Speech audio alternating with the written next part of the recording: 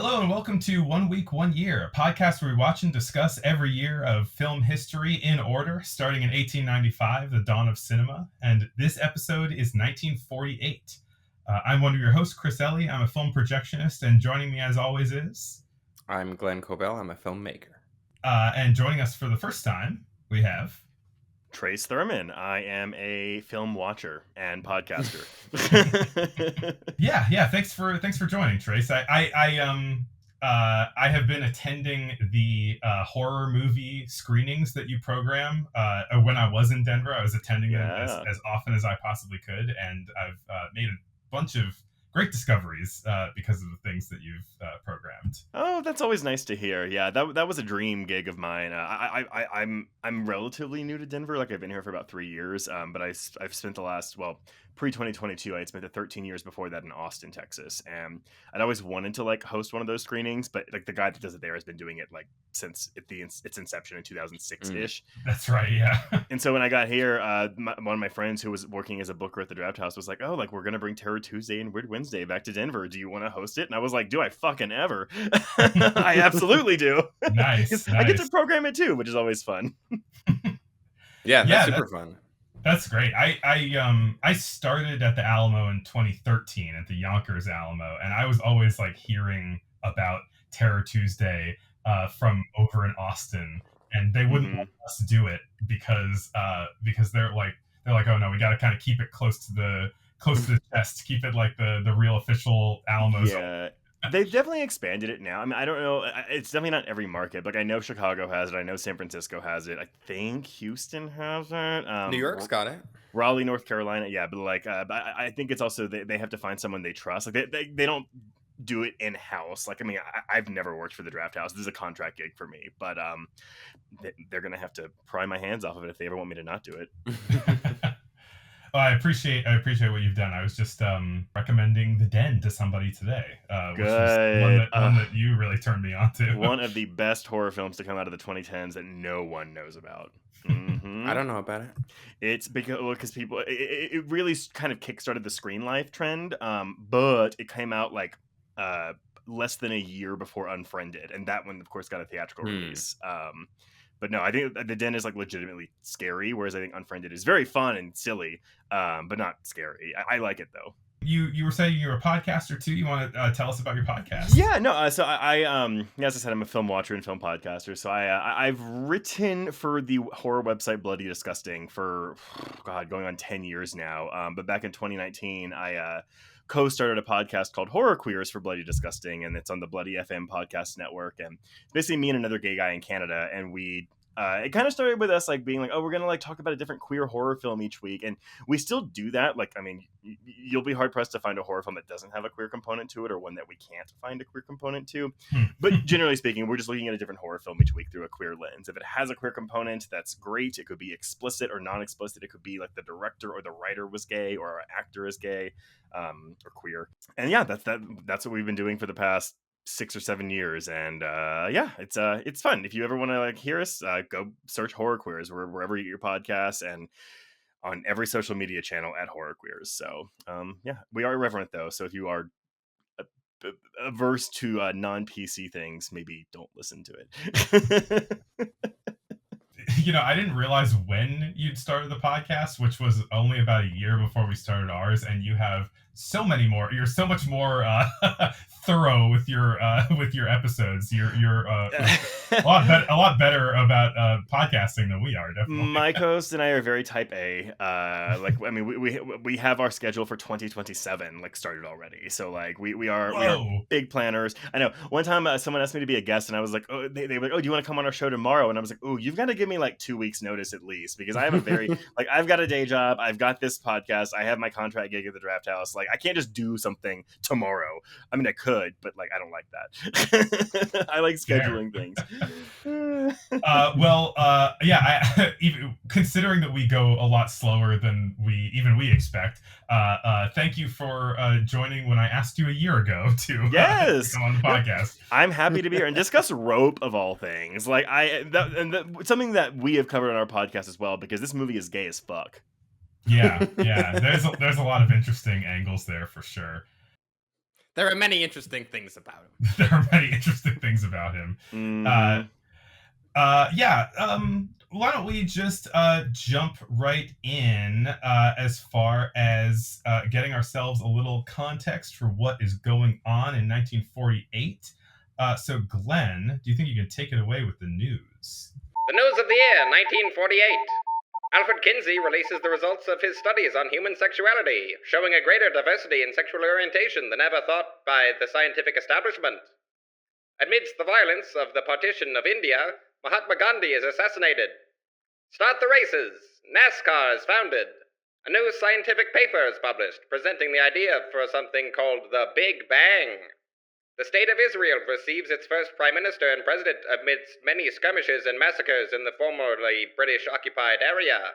Apartheid is instituted in South Africa. The monkey, Albert I, becomes the first primate astronaut. The House Un-American Activities Committee is in full swing, with accusations of red affiliations being hurled in every direction. Operation Beaver Drop. 76 beavers are relocated to a new region by aeroplane and parachute. Howard Hughes buys RKO Studios for $8.8 million. D.W. Griffith dies. Which Hooray! we support. From the Supreme Court, the Paramount Decree breaks up the monopolies of movie studios and theaters. Yeah, rough year, 48. I was gonna say, like, you just there was not really any levity in that at all. There was a monkey astronaut. It's a monkey That's fun. astronaut. Did he die in space? he Is that what's probably- happening? It happens in He 49. probably died, yeah. We don't talk about that part. I really tried to find the fun stuff like NASCAR and monkey, but I mean, I think that's like almost become not a. It's like part of the news segment. It's like a silly thing that we try to do that is like, oh Jesus. yeah, the thing when we started doing this news thing, it was 1895 and all of the disasters that we were talking about. It's like, oh, it's quaint. Who cares, you know? But this stuff is now in living memory, and it's hard to. Right. I was It gonna was say, all- like, It y'all was have all made like molasses floods and stuff. y'all have made it through both world wars at least, so that's done. Yeah. Vietnam up next. Right. Yeah. So many great things happened in the 1950s and 60s. But anyway, one of the great things that happened in the 1940s is the movie Rope. So let's get into it. And now we're pleased to bring you our feature presentation. I guess first impressions. What are your guys' thoughts? I had never seen this movie before. I think one of my like first big takeaways is the thing I had always heard about this movie is that it is shot like it is a single take, and all the edits are hidden, which is not true. There are multiple clear traditional cuts or edits in this movie. Well, I mean, kind of. They just like zoom the camera into the backside of someone, and but just, I mean, like, but cut. outside of that, there are whenever there was a real changeover. There's just a traditional hard cut to a different angle. Yeah. And that happens, I think, like 3 times in the movie. I kind of didn't notice that. I mean, I think it's what, 10 shots total, so that makes for 9 cuts. Right. So most of them are the sort of hidden cuts Right. that the movie is famous for. But I was like, wait, there are also everyone who says like, oh, this movie looks like it's all one shot. It's like, no, it doesn't. Even discounting the hidden cuts. I mean, It's basically 10 long takes, which in and Right. of itself, I think is pretty impressive. Right. But yeah. But it's like the famous gimmick of it is like not, Yeah. I guess not as thorough as, or as sort of, I don't know. It was a thing that immediately stuck out to me of like the thing this movie's famous for is kind of not true. If I you're mean, getting it's the same technical about it. But. deal with Birdman. You know, everybody who tries to do this gimmick like doesn't quite do it, except for Victoria. I think that's what it's called. Yeah. Which has no hidden edits. It's just which all has no actually hidden one shot. edits and is incredible. Yeah. Incredible other gimmick movie. 1917 has an edit in it. Otherwise, cool movie. Yeah. The first place that I think makes sense, to go with this movie is just this really kind of in your face aspect of it, which is the single shot element. And that's why it was kind of like it didn't get great reviews when it came out in 1948, and it was mostly critics being like, "Oh, well, like if you know film, yeah, this is interesting, but there's not a lot here." And I mean, Hitchcock. What is Hitchcock's nickname? It's like the master of suspense, right? And I don't think there's a ton of suspense in this movie. I actually find this movie quite comical. I would There's a lot argue of that, intentionally so, but I Mhm. really enjoy a lot of the interplay between John Dahl and Farley Granger, both of whom were queer men, which I think adds to the queer component of the film. Definitely. Which seems to, from what I've seen, seems to have been pretty intentional from the beginning. At least, like they had been uh, sort of intentionally masking two people who might have the opportunity to use it as an excuse to cut it from the movie. They intentionally masked the way that they were talking about it to other people. They seem like they're in a relationship the entire time, though, right? Oh, Like, I mean, yeah, definitely. sure. Yeah, In the yeah. 40s, you'd be like, oh, they're just friends. One of the first notes, I was like, these guys are gay, right? Like, Do they live there and it's together, not, right? They never. I don't Yeah. think they even ever say that they live there together. It just It's seems implied. very obvious. Yeah. I mean, they're gonna go to the country house in Connecticut together to celebrate their murder. Yeah, Yeah. exactly. The plot of this movie is pretty straightforward. It's not a very plotty movie. I mean, it's one of those things. It's based on a play, and if you had told me that, which I knew, I was like, yeah, it's pretty obvious. It's very static, it feels very theatrical in that sense. Like it feels right? It's all one set. It's like set in a living room of an apartment. There's a body in a chest the whole time. I think that it's interesting. It's kind of play roots, right? Because what distinguishes this from a play, right? It's using these long takes. It's trying to give you this experience almost as if you were seeing it on stage by having this quote unquote continuous camera angle. But like what it does cinematically, I think is interesting when it like reduces the amount of differences between a play and a film by saying like, what can we do with blocking and angle that we can't do on a pulled back stage. And I think that's why some critics were like, oh, if you know film, or if you pay attention to editing, because like that's the thing is like the camera is kind of the star of this movie as opposed to like a lot of the actors in it. And so like I was doing some I was reading up on some of it, and it was kind of like, oh yeah, like they the walls would move much like a theater set, so that the way the camera could move through them as the shot was going on. They couldn't actually do an 80-minute continuous take in this movie because 10 minutes is how long a roll of film lasted. So like they would have the longest take they could do was 10 minutes. But yeah, I guess whenever I feel like it's a common critique, especially nowadays, if something's based on a stage play and someone's like, oh, it's very stagey, it's very, theatrical in that way, and not always as a compliment, because it's like, well, what's the point of making this? Like, why make this a film if you're not going to let it step out of those kind of stage routes? And I think Rope, for the most part, does an okay job with that, just by virtue of its gimmick. But I know that this isn't necessarily Hitchcock's most beloved film, even by his fans. I think it does almost feel like he's kind of making this movie with one hand tied behind his back, by sort of like being so meticulous about the kind of formal conceit of it. I think that right. I think intercutting is such a good way to build tension, and I think something that Hitchcock is typically very good at is like building tension through simultaneous action happening, and having everything happening in a single frame is it. Yeah, I mean, it is limiting, I guess, but I also my impression of this movie is that it was sort of like, why not try it? Like, it's never really been done. So. It was Hitchcock challenging himself. Like that's quite literally all this was. And I mean, and there's a true crime component to it too, of course, because like it's based on a play, which is based on the real life murder, the Leopold and Loeb murders, who I believe they were also in a relationship together. So like again, gayness just all through this shit.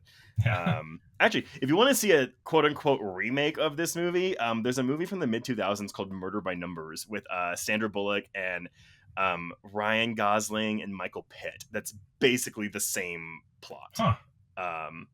Well, I'm sorry. Two guys try to make a perfect murder, and then Sandra Bullock's the detective that makes it not perfect. But it's not a corpse in a box situation. Right. Yeah, and you mentioned the corpse in the box. I mean, and with Hitchcock having his hands tied behind his back, like there are ways that he can't use certain cinematic language to get to get his signature tension going. But he has probably his most, I don't know, second most famous device after the concept of a MacGuffin, which is an unexploded bomb under the table. Yes. Right. Yeah. This movie is literally like that anecdote just in 80 Yeah. minutes. Yeah.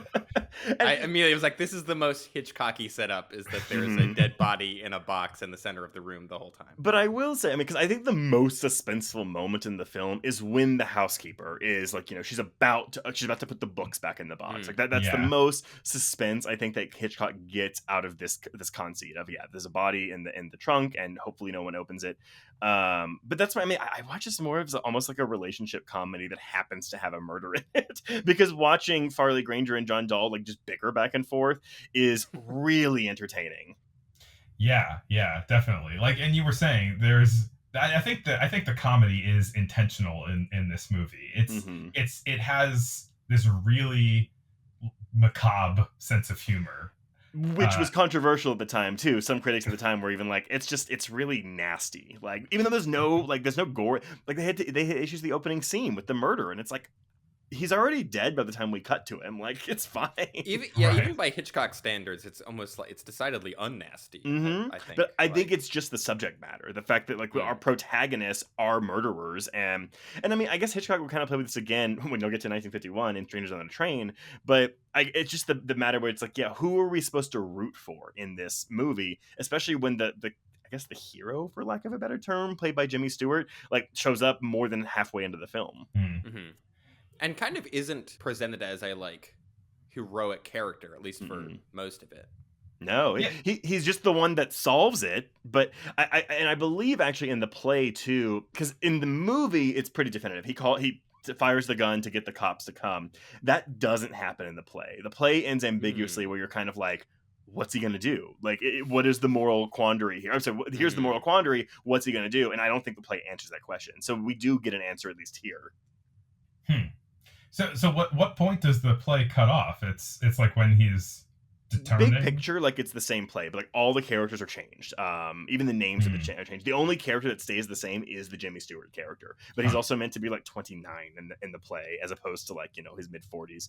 But they tweak. I think it still ends the same way, where he finds the corpse, but it's kind of like, oh, what do I do about this? And fade to black. I guess you could argue that the kind of moral cleanness of this movie, it having an ending that is not ambiguous, would be a sort of like post Hays Code kind of thing. It's got to have a happy ending or whatever. Well, or you can't let the murderers get away with it. Like that was like, did y'all discuss Hitchcock's Rebecca when y'all did 1940? Yes.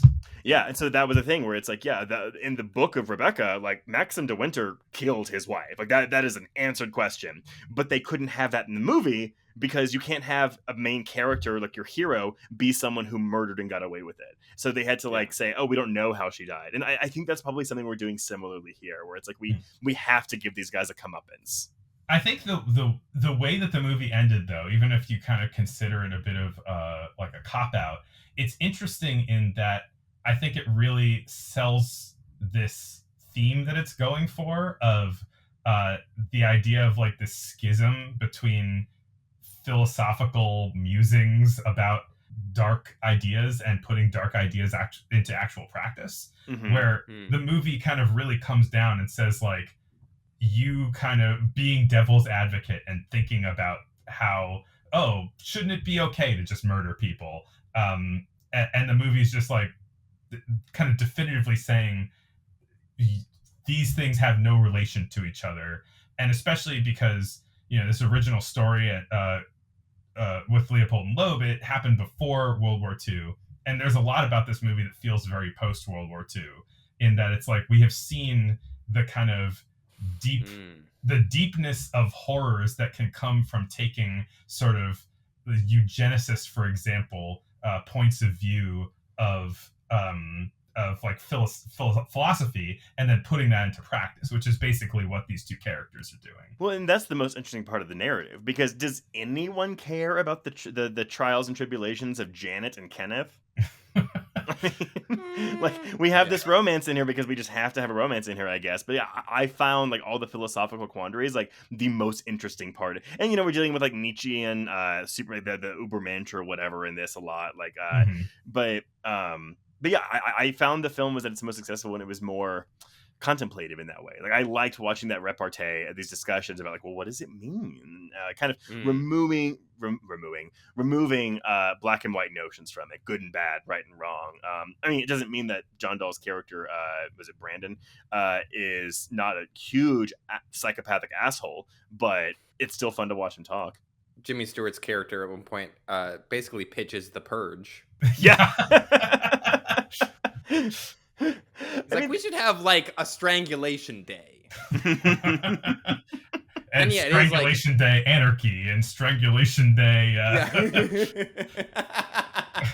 yeah, it's like you kind of get the sense, right, that he's doing it kind of just to be a little bit like of an edgelord. Like he's just kind of musing on stuff in a kind of a jokey way, even if it's pissing people off at the party. Whereas Brandon is like, no, but I believe all of this. Yeah, but I think and that's when it's the most interesting is when they're having the conversation with everyone in the room, because I guess I was trying to clock it too, because I think like the guests of the party, like they're there for like kind of like it's like 20 minutes with just Brandon and Philip, then 40 minutes with the whole party, and then 20 minutes with Jimmy Stewart and the two guys. Is this real? It's not real time, right? Because we don't really get to see the dinner happening. I feel like we skip over the dinner, right? I thought it was supposed to be real time, but I think the dinner kind of happens off screen almost. Maybe. Yeah, it's like they kind of float into other rooms, and then while they're in a certain room, like more time passes in the room that we're not in than kind of would make sense. So they're able to kind of skip forward that way. It sort of seems. I think it is kind of fudging time. Like, it is compressed time, but it also isn't. We're not cutting away for any sections. It's just sort of like, you get it. A element to the time passing thing that I did really like is just the huge backdrop that they built. Yes, outside the window, and how that basically every scene changes a little bit from day to night, and so we see like the sun start to go down and like the lights coming on in all the other buildings, which I think does really kind of sell the time span of the movie. Yeah, that backdrop looks great. Like, really realistic. But again, I think that adds to the whole, this is based on a stage play. I mean, even though like backdrops were common of the time, but like watching it today, you're kind of like, it looks like a stage set. Yeah. It looks like a really great backdrop, but it still looks like a backdrop. It doesn't look like an actual city backdrop. Right. Yeah. It's not like, they shot this in a real apartment. Where can I where is it? Yeah. I think that's a very Hitchcock-y thing. Like, I think Hitchcock is all of his movies tend to take place in like movie land. Like, he's not really afraid of VFX, or he's not afraid of a little bit of kind of staginess or things that draw attention to it being a movie. Yeah, as long as it's effective, I think that's always kind of been his motto. I just revisited The Birds recently, and he's very much like, if it works, who cares? Like, it doesn't have to be believable. Right. Yeah. For example, I feel like I almost had this, like, as soon as the movie started, I had this almost CinemaSins kind of perspective of just like don't people shit themselves when they die? Like isn't that going to be destroyed movie culture? Like, because I feel like for so many people, like, they walk into a movie and like their judgment of whether it's good or bad is whether it's believable or not. And I'm like, if you're just watching a movie just to see if it's even if the situation is like fantastical, but like you want like people to behave in weird ways, I'm like, that's not a fun way to watch a movie, man. Like, I just go with the flow. And also, those aren't critiques. I'm sorry. Like, and that's why I've been in the horror business for 10 plus years, and it's whenever people are like, well, why'd they go through that door? You make such stupid decisions. And I was like, you know what though? I've been in some really like I don't do well under panic or duress or pressure or things like that. And so I'm like, I would probably be one of those people you're yelling in that horror movie, because I would make it, you don't know what you're going to do in the moment when someone is chasing you with a knife. Like, you just don't know. So who cares? Don't gripe about it. That's kind of like my big criticism of whenever people are like, oh, like this character is so stupid in this, scary scenario. And I'm like, have you met people? Like, they're stupid people. Do not behave well in dangerous scenarios a lot of the time. 100%. And I'm like, okay. Well, but the people that say that are more often than not like Brandon in this movie, that they just think that they're the smartest person in the world and above everyone else. Yeah. A lot of hubris in Yes. this movie. A lot of really like delicious moments where you're getting to enjoy this like really just kind of shit-eating kind of like vibe that that he has while he's like tempting. He's like testing the fates, especially when he uses the rope. Which is so twisted, really. Like he like uses the rope that killed the guy's son to wrap up his gift for him. It's like so much like chutzpah in this movie, and you're just watching from both the perspective of like loving the deliciousness of it from one perspective and being anxious about it from the other guy's perspective. Because Brandon is an idiot, like, but because basically the murder scene that opens the film is kind of like the sex scene of the movie, right? Like these two men have just finished fucking and they're really enjoying it, but then they're constantly chasing that high for the. Oh, I'm sorry, Brandon is constantly chasing that high for the rest of the film. Philip is done. Like he actually seems disturbed by the act they have just committed and doesn't really want to poke the bear any further along. But Brandon is like, no, I want to keep feeling this thing that we got from this murder. And so he keeps making these dumb, dunderheaded decisions like, oh, let's invite our old college professor who's like a detective and might like he was asking for it the whole time. That's really as murderers often do. But that's the thing, they always say, oh, murderers want to get caught. If you want to be famous, you have to get caught. And that's not necessarily what Brandon was doing here, but he really didn't think he was going to get caught. So when he realizes that Jimmy Stewart is about to solve this thing, it's actually really fun to watch him like fall apart and be like, oh, I've lost. And that to me is the actual climax of this movie, is him realizing I've lost.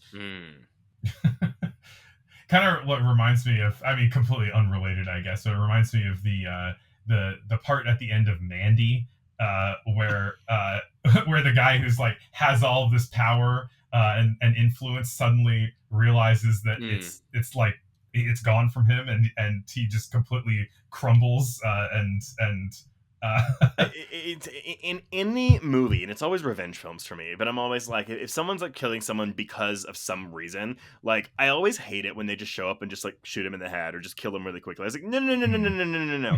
Villains get monologues before they kill you. You need to tell that person, this is why I'm doing this, and you're dying. I am killing you. And I want to. I hate it when they just kill him. No, but I guess maybe that's how people get killed, right? Because they do the monologue and then they get killed during the monologue. I think too, at least in like revenge movies, that can often be a thing of like actually getting actually killing the villain is like unsatisfying. It is like it's like you don't get this big moment. It's like very mundane. Yeah. Like I think about like Road to Perdition.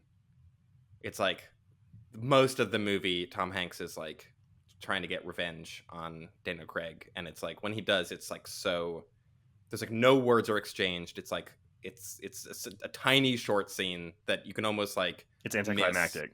Right? Yeah. You want that emotional catharsis, which I guess there's not really much of that in this movie, because even when they get caught, it's kind of like, well, let's just sit down. Right.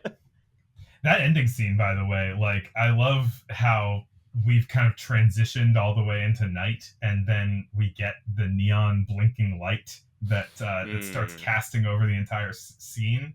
It's kind of the prototype, it feels like, of what he ended up doing in Vertigo with the neon lighting. But it's just like a super super stylized way of kind of bringing you into this other realm. They get also a bit of a prototype for Suspiria in a way, I think, like this really like bold lighting that is kind of unrealistic, but like it's like a heightened reality of sorts. Yeah, people's emotions, that kind of thing. Yeah. Notable that this is Hitchcock's first color movie. Oh, did not know that. Oh, I didn't realize that either. Switching to Technicolor, which I guess he'll keep going back to making black and white movies for a long time. I was like, is this the first one that he shot in color? And it is. Huh.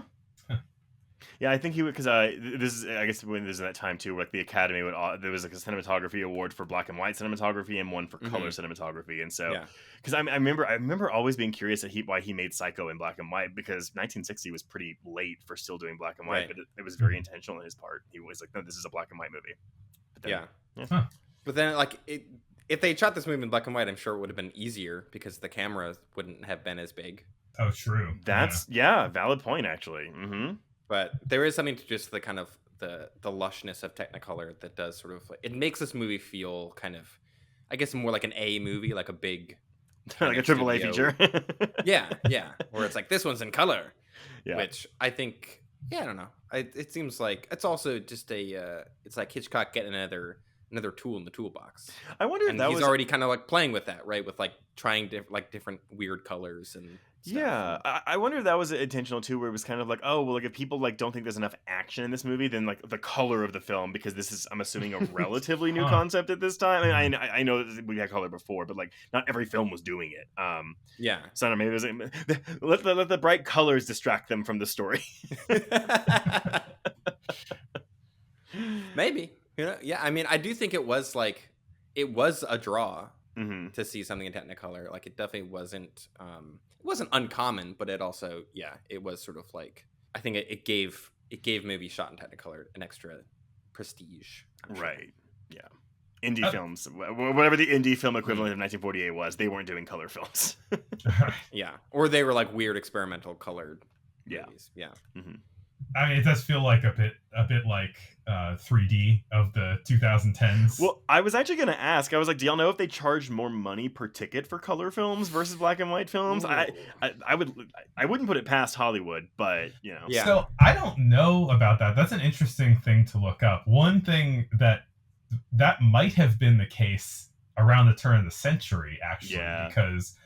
because all of the color films were hand painted, and so they charged more for reels of color films than black and white films because of the extra labor. But Did they charge more for tickets though? that I'm not certain on. Yeah, they're always passing it along to the. I think a fun thing about doing this podcast is we have seen how much like 3D we think of as there's been a recent 3D like boom, but it's like they were trying to make 3D movies right away. Like that's been around for like as long as movies have almost. They remade Arrival of a Train in 3D in 1913.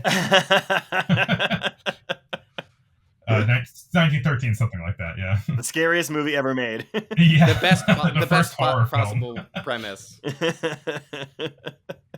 I thought it was really interesting what you said earlier about scene at the beginning of them killing the guy being almost like they had just had sex, and like having to grapple with that and chase that high. I think there's some rich stuff in there, definitely. Yeah, and again, this is all subtext, or honestly, sometimes text in this movie's case. I mean, I think it's really hard to watch this movie and not view them as a gay couple, but as someone who's immersed in horror in the genre film so much, like sex scenes and murder scenes can be interchangeable very often. You know, how many times have you seen like an orgasmic gush of blood come out of something, and it's like, we do it a lot. And so I think if you're looking at this film from the angle of, oh yeah, this is a gay couple like getting the rocks off, murder just takes the place of sex in this scenario, which is funny because you can show the murder in the movie but not sex.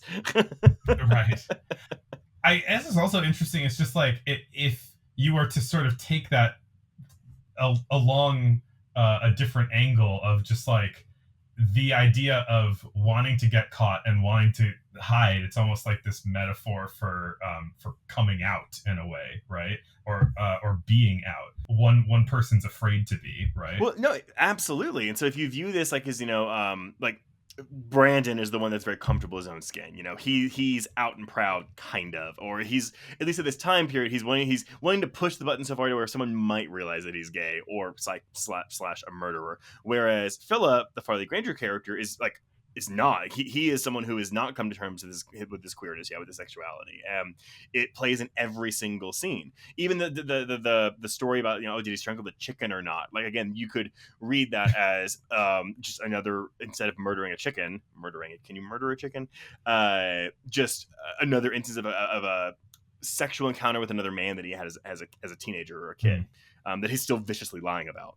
Is that a euphemism that I'm unaware of? Murdering Choke the chicken. Choke the chicken. Choking the chicken. Yeah. I somehow didn't even put that together. Yeah, and I mean, you know, I think also kind of worth highlighting that this is sort of, I mean, as far as we've seen, this is some of the more explicit and like traditional queer coding that we have seen so far, at least in an American movie, and definitely in like a Hays Code movie. Yeah, and it's like kind of beginning this tradition of having the queer coded characters be the villain characters.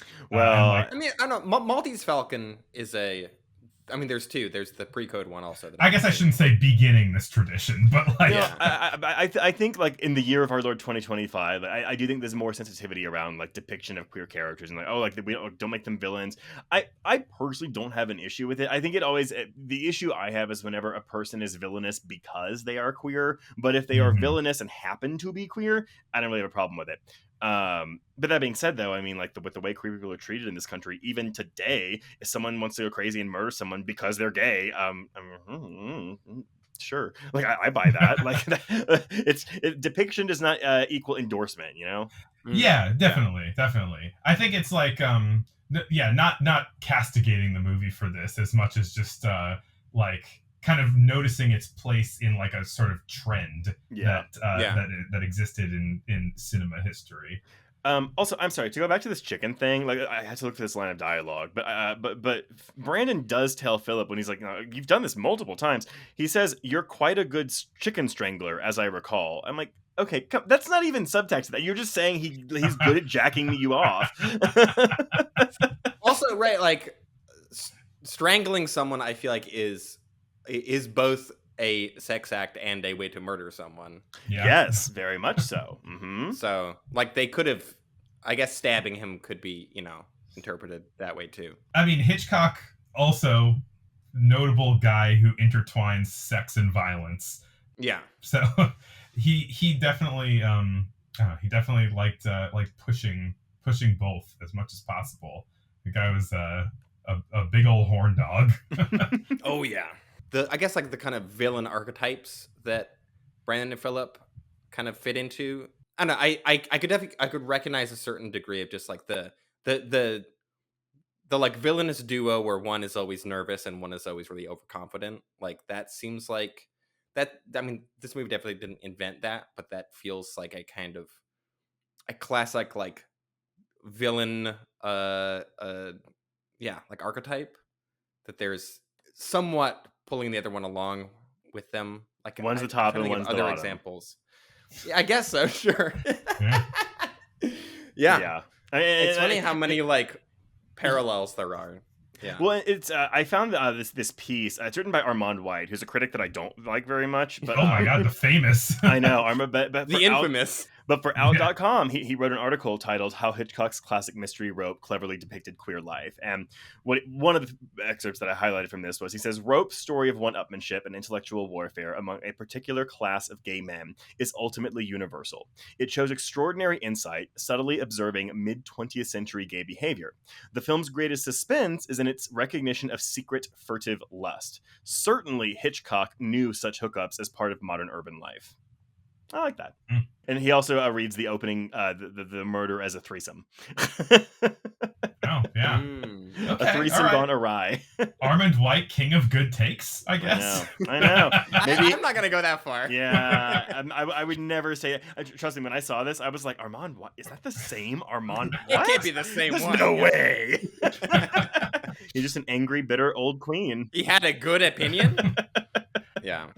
I have a couple little spare observations, unless you guys have any other big things that you talk about. I want to talk about. Go ahead.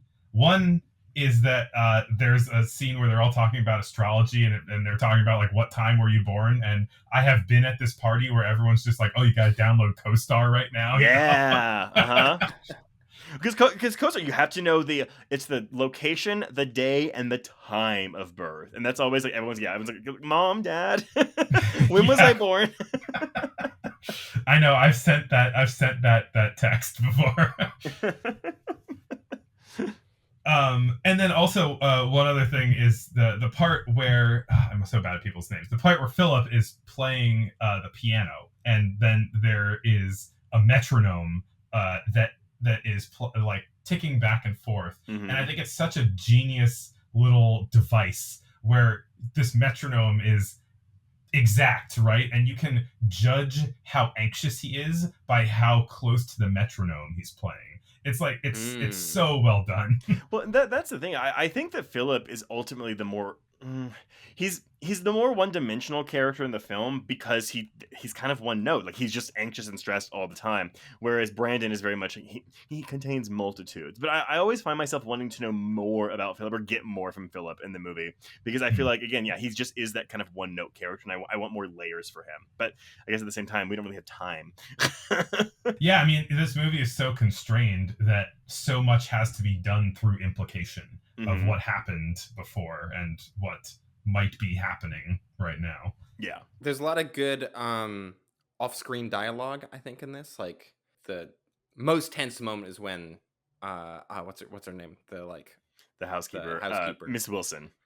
Ms. Wilson is opening the chest with the body in it, and like that's all happening. It's like her putting away like everything from dinner, like taking the tablecloth off, blowing out the candles, like taking the plates and trays, like putting them in the other room. And it's like, that's what the camera's on the whole time. And there's this other discussion that's happening off screen that is like, more just like intellectual musings going on.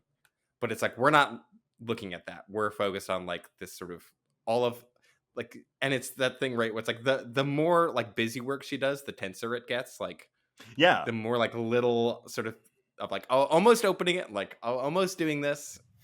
And that feels very Hitchcock, and just a good moment of just sustained tension. Yeah, because I actually had wondered if oh my god, I don't know, I can't remember the director's name, if it's whatever, whoever directed Diabolique, the French film. It was like 1955, but a lot of that is also kind of going around a body in a trunk that you can't reveal or whatever.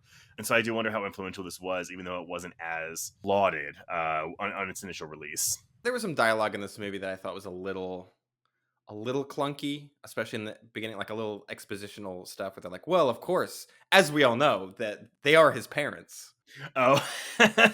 Like, yeah, stuff like I think anytime someone starts a sentence with like as you know. Right, like, after all, and it's like, nah, just so that I think that's very, that feels, it's very of the also time, kind of, though. Yeah. But I don't know. I also think there's lots of movies that I think anytime I see a movie that feels very kind of like theatrical or in a clunky way, because I often like when movies are like actively not trying to be reality. Actually, I guess so. Maybe like another kind of like, because we're thinking, okay, well, what are like stage plays that have been adapted? But I'm like, okay, what about single location films? Because I think single location films can also feel a little bit stagey sometimes, where you're kind of like, it's not dynamic enough. And I mean, even like, have you ever seen, this is relatively recent, Roman Polanski's Carnage from like, I want to say 2013. I think it's 2011. I did see that 10 or 11. I did see that when it came out, and I have very little memory of it. But it's really good movie. But it's two sets of parents: Jodie Foster, John C. Reilly, Kate Winslet, Christoph Waltz, and they're meeting because their kids got in a fight at school, and so they're meeting to talk about it. And the whole movie is just them in this apartment getting drunker and drunker and drunker and fighting over their kids. That also started as a play. Yes, that one was a play. But then on the flip side, there's another movie that came out 2 years ago called Mass, that is directed by Fran Kranz from like Cabin in the Woods and like a bunch of Joss Whedon stuff. But that movie is almost the same concept, but it's a drama, and it's two sets of parents that meet because the kid of one set of parents was a school shooter who killed the kid of the other set of parents, and they meet in a church basement to talk about it. And it's like, it's not based on a play, it's an original story, fucking great. But it's Ann Dowd and like Martha Plimpton and Jason Isaacs, and I can't remember who the other guy Good is. cast. But this reminds me of that. This is like the 1948 Hitchcockian version of that, where it's like, yeah, let's get all these people in a room and we are with them for the entire time. And again, you can view that as a gimmick, and I think it is. But does that gimmick work for you? And I think for a lot of people, it doesn't always work unless the dialogue is charged enough. Because even in both, I want to say Carnage and Mask, the camera isn't doing a ton. Like, it all relies on the script and the actors. But in this film, I think it's the opposite, where it's the camera is doing all the work. The actors are doing good work, but like the script is kind of like, it's a little basic script. But it's fine. Just whatever floats your boat. Whatever hangs your rope. I did have the thought that this movie is what like conservatives think like coastal elites are, right? Like, intellectual gay murderers who are constantly hosting dinner parties. Well, I also love like we're better than everyone else. I also love the etiquette behind the champagne. Like they say, "Oh, we're gonna have champagne." What, is it someone's birthday? Is there an occasion? No, we're just having champagne, bitch. Shut up. Yeah, it's suspicious. The champagne, yeah, fun movie. Yeah. I enjoyed it. Yeah. Glad I finally seen it after having heard about it for many, many years. I mean, I think the fact that it is 80 minutes helps too. If this was a 2-hour movie, I think it would feel very long and drawn out. And I think 80 minutes is just perfect runtime. It is exactly 80 minutes too, because when it ends, it just ends. There's no end credits for this movie. Right, yeah. Which I think is not that uncommon. No, not at this time. Yeah. Because we get all the credits out of the way first, which really was a smart idea, because like people leave during the end credits of a movie, but they have to stay during the opening credits of a movie. Yeah.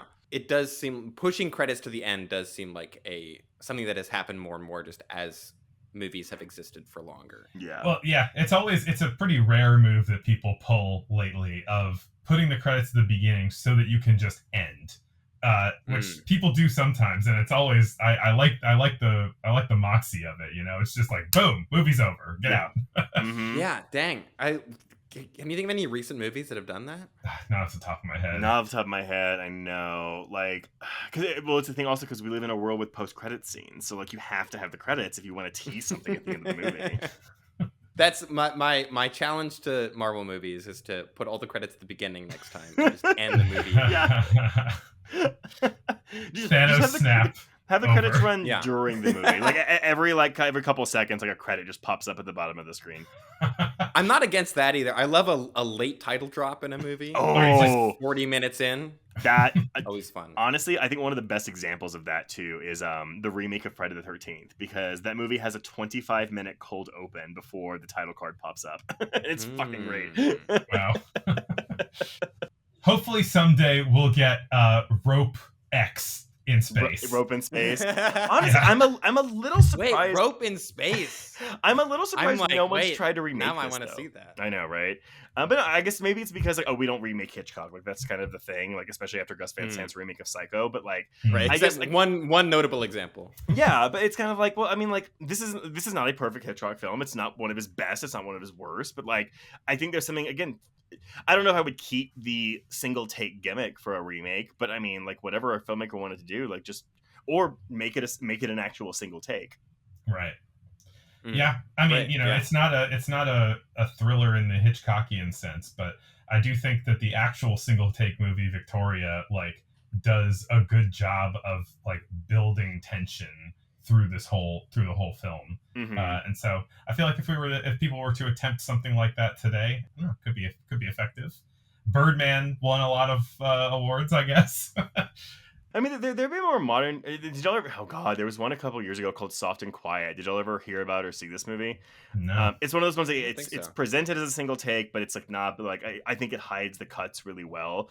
But it's like this movie starts and it's a bunch of women. They're like in this small town. They're meeting and you're like, okay, like what are these women doing? And they start talking and this woman pulls out a pie and she pulls the top off the pie and there's a swastika like carved in it. And you realize that you're watching a meeting of like white supremacists.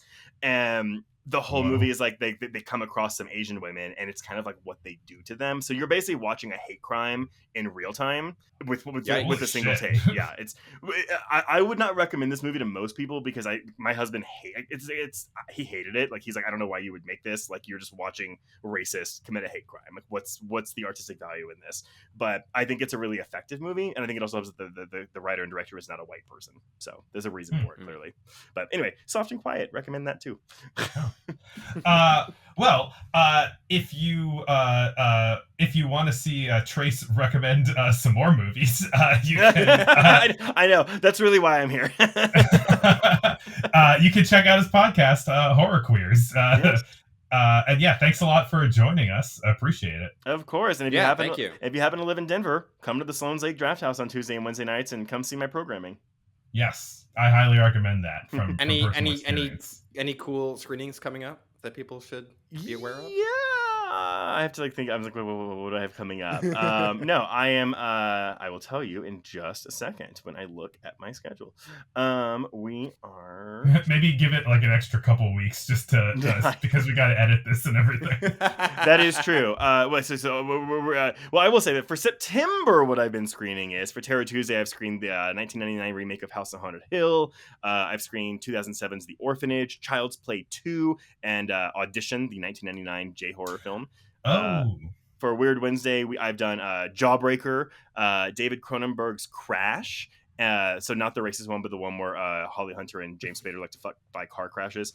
And Dread 3D. Nice. Oh, you're doing it in 3D? I was shocked because I've been told before we can't do 3D, and I was like, oh, do I have this in 3D? Yeah, we got it in 3D. So yeah, we're getting Dread in 3D. Nice. Dang. Nice. I want to see. I did not get to see that in 3D. So Oh, it's a blast. It's a blast. yeah, I'm sure. But yeah, thank y'all for having me on. This is again, any chance to come on and talk about Hitchcock is just fun. Great. Yeah. Appreciate it once again. And I guess now on to the next movie. Thanks again. Another Technicolor movie, which in some ways I feel like you could call the most Technicolor movie. It kind of is, yeah. Is The Red Shoes. Definitely a very famous Technicolor movie. Yeah, I think As far as Technicolor goes. I think my Technicolor book actually has The Red Shoes on the cover. Right. But, yeah. Yeah. Another Powell and Pressburger joint. Lords of Technicolor. Yeah. I just want a filter that I can put on things that makes it look like a Powell and Pressburger movie. Don't we all? Maybe that's like AI taking the jobs of color timers or whatever, but color. You don't want a filter. You want a lookup table. Is what you want. Is that what it's short for? Yeah. Yeah. Okay. So The Red Shoes is a movie about a woman who becomes who's ambitiously trying to get into the high tier ballet world. She meets someone who runs an opera company who is kind of brutal and possessive in certain ways, but he's a Boris true artist. Lemantov. And she and another kind of prodigy come together to create the Red Shoes, which is a real ballet. They come together to put on this big production of the Red Shoes. Yeah, and it goes very, very well, but then things start kind of falling apart because this guy is a monster to work underneath, and he's also, like I was saying, very possessive, and so when the two of them fall in love, he destroys everything and would rather tank the relationship that he has with both of them in order to not have any kind of threat to his. He said, none of this adolescent stuff. I want pure dance. You can be one of the greatest dancers. Dance is all I care about. And then there's this kind of tearing that happens of, do we start out on our own and be our own thing? And that doesn't really work out. But bad things happen. Mirroring the ballet in many ways. Indeed. It's a bit of a Hamlet situation. About a sort of cursed pair of red dancing shoes that force you to dance until death. And yes, and so, spoilies, this movie ends in death. It is the way that the meta production of the Red Shoes, she's able to become free of, Vicky. Mm. What are your thoughts on the Red Shoes? Pretty good. I enjoyed it. I got to see this one in a theater, which is a rare treat.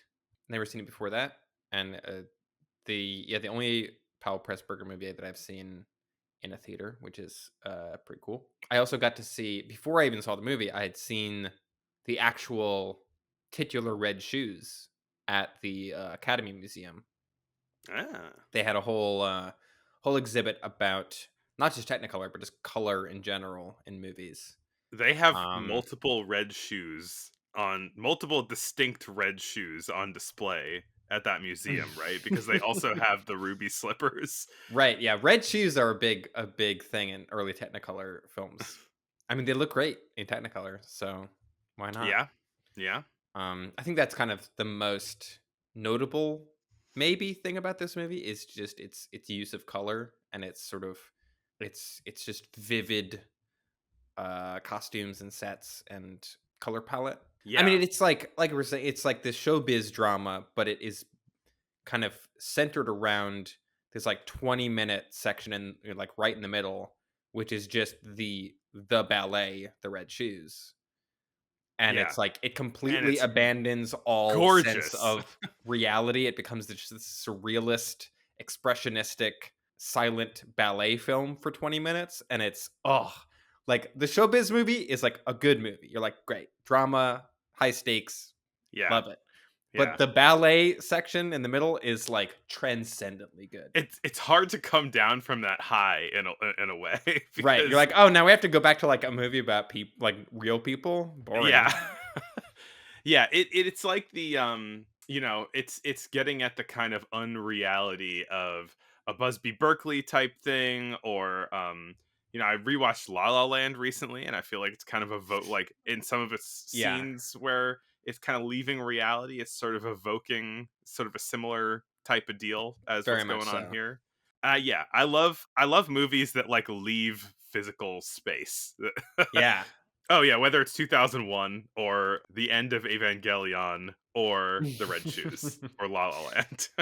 I think this movie, like, it did remind me of Busby Berkeley, and it's just its scope and it's like just the amount of kind of spectacle of it. But I think it goes much further than Busby Berkeley or probably La La Land, which I think La La Land is pretty directly inspired by this movie. It's like it's way more impressionistic, I think, than Hmm. either of those. It feels really, the thing that reminded me the most of is like silent movies. It's like got real kind of Caligari vibes at times. You're talking about particularly during the opera scene though, or the Yeah, ballet yeah, scene. Yeah. yeah. And it's just, just the sets in that, and it goes into just like, you start to even lose sense of like what is a set and what is like VFX, Yeah, and yeah. like it gets so kind of abstract. It's wonderful. Shots kind of morphing into each other like as an element kind of comes into frame, I guess. Very cool stuff. Yeah. It really does feel like a kind of like a blending of like filmmaking and ballet or dance. Like it's kind of pulling all of it together into this thing that is really, it simultaneously feels like it is sort of like going back and pulling from a lot of silent movie techniques, and it also feels like this kind of new thing that hasn't really been done to this extent. Yeah, man, I wish I just rewatched just the dance scene again cuz I want to watch it again anyway, but I have a difficult time with dance sometimes because it is really abstract, right? Like Mm. it's hard to pull a narrative out of dance. It's hard to pull meaning out of dance.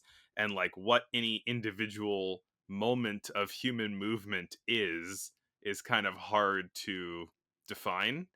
Or it's the way that you appreciate it is non-literal. The way that you appreciate it is like in feeling. And Hmm. and so I feel like there are aspects of what this movie is doing, maybe a la Fantasia in certain ways, is it's trying Yeah. to like use color and cinematic techniques to mirror slash emphasize the sort of abstract beauty of dance. Mm. I think the intent of this sort of like very abstract way of shooting the dance sequence is to kind of put you in the brain of the dancers a bit, and it's sort of like Hmm. this is what it feels like to be dancing, as opposed to like this is what it actually looks like, Hmm. which is very cool, and I think is a great, just like a good use of film as an artistic medium. I think, not to get too like hoity-toity about it, but it does feel like it's sort of like it's using it's using all of the tools at hand in really smart, creative ways. Yeah, very cool sequence. I'm glad that I have it on. It's one of my few 4K Blu-rays. Mm. And when I saw that go on the Criterion sale, I was like, it's hard to think of a movie that justifies a 4K more than The Red Shoes. Yeah, probably. I mean, I think it's been like restored fairly recently, right? To like its full grandeur, right? I guess I if don't they know put out a when the 4K restoration disc of happened. it, then it means like it has been You should hope properly so. scanned and Yeah. such. I mean, I saw it in a theater and it looked phenomenal, and that was like, you know, on a very big screen. The first time that I saw this was at the Nitrate Picture Show. So I saw this on Ooh, film, on Nitrate film. damn.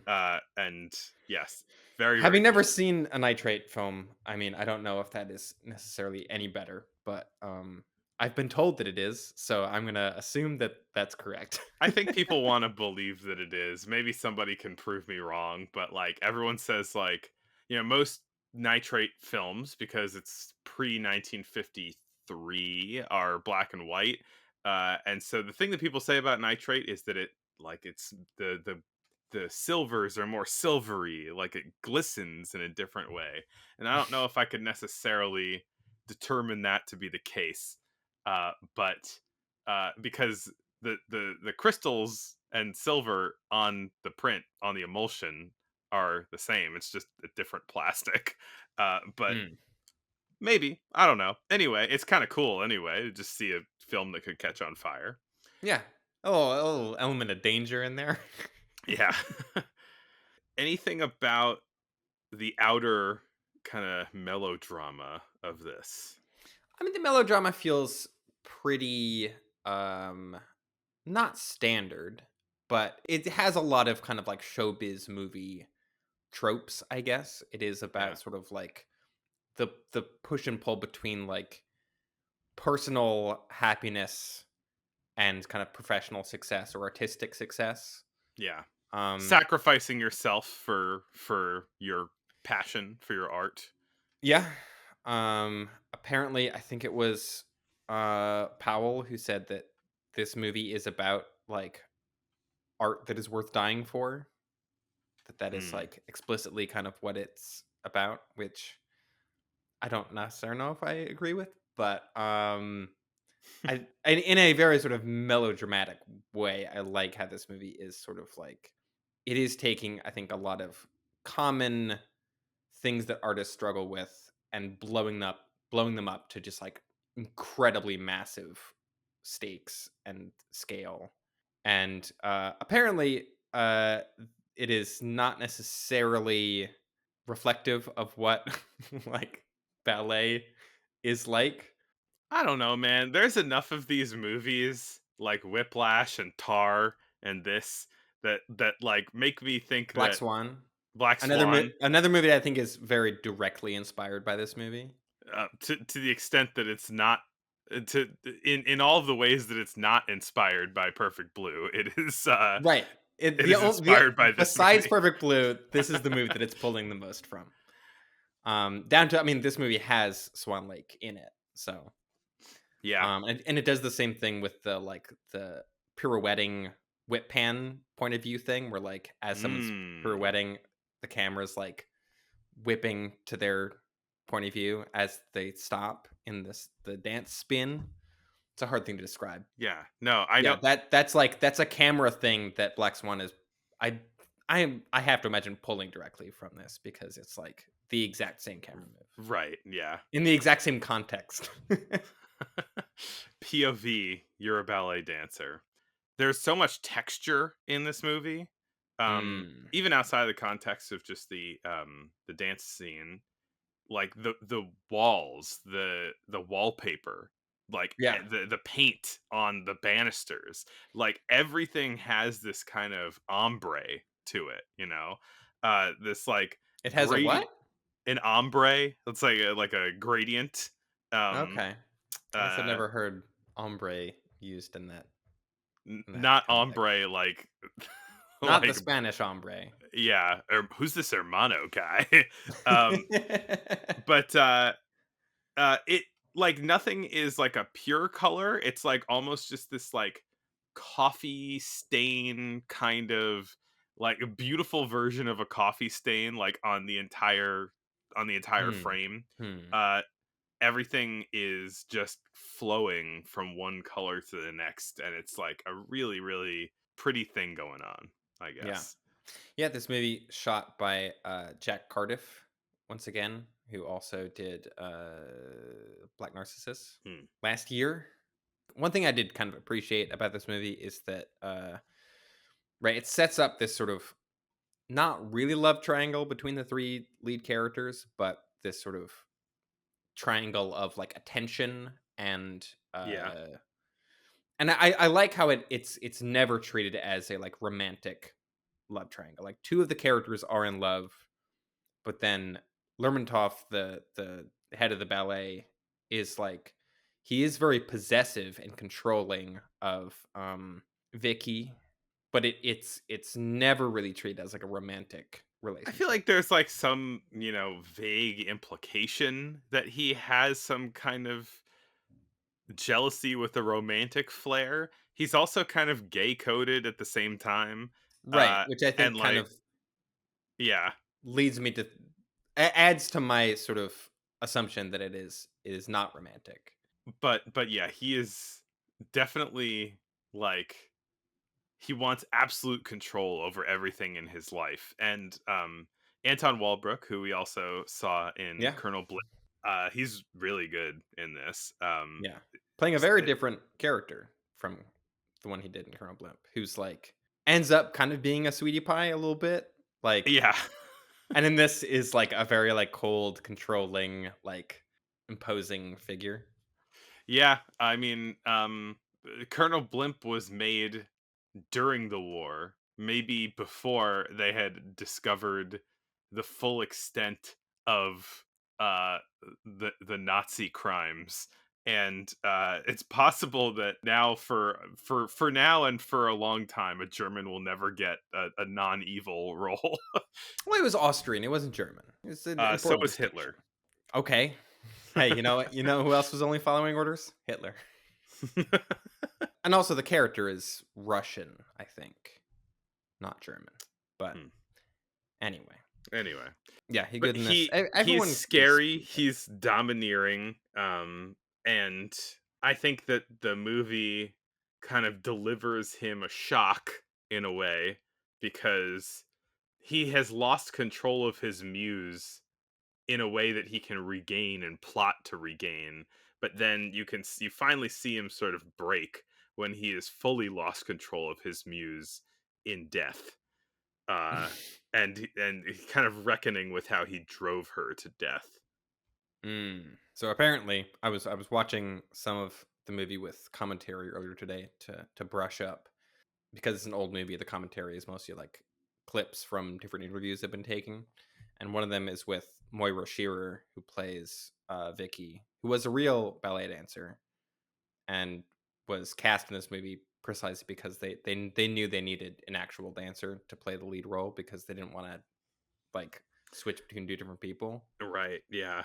And apparently, when she was first given the script for this movie, she thought it was terrible and was like, "This, like, none of this rings as true to me." As like, this is not. This is like such an exaggerated, absurd kind of view of what like a ballet company is like.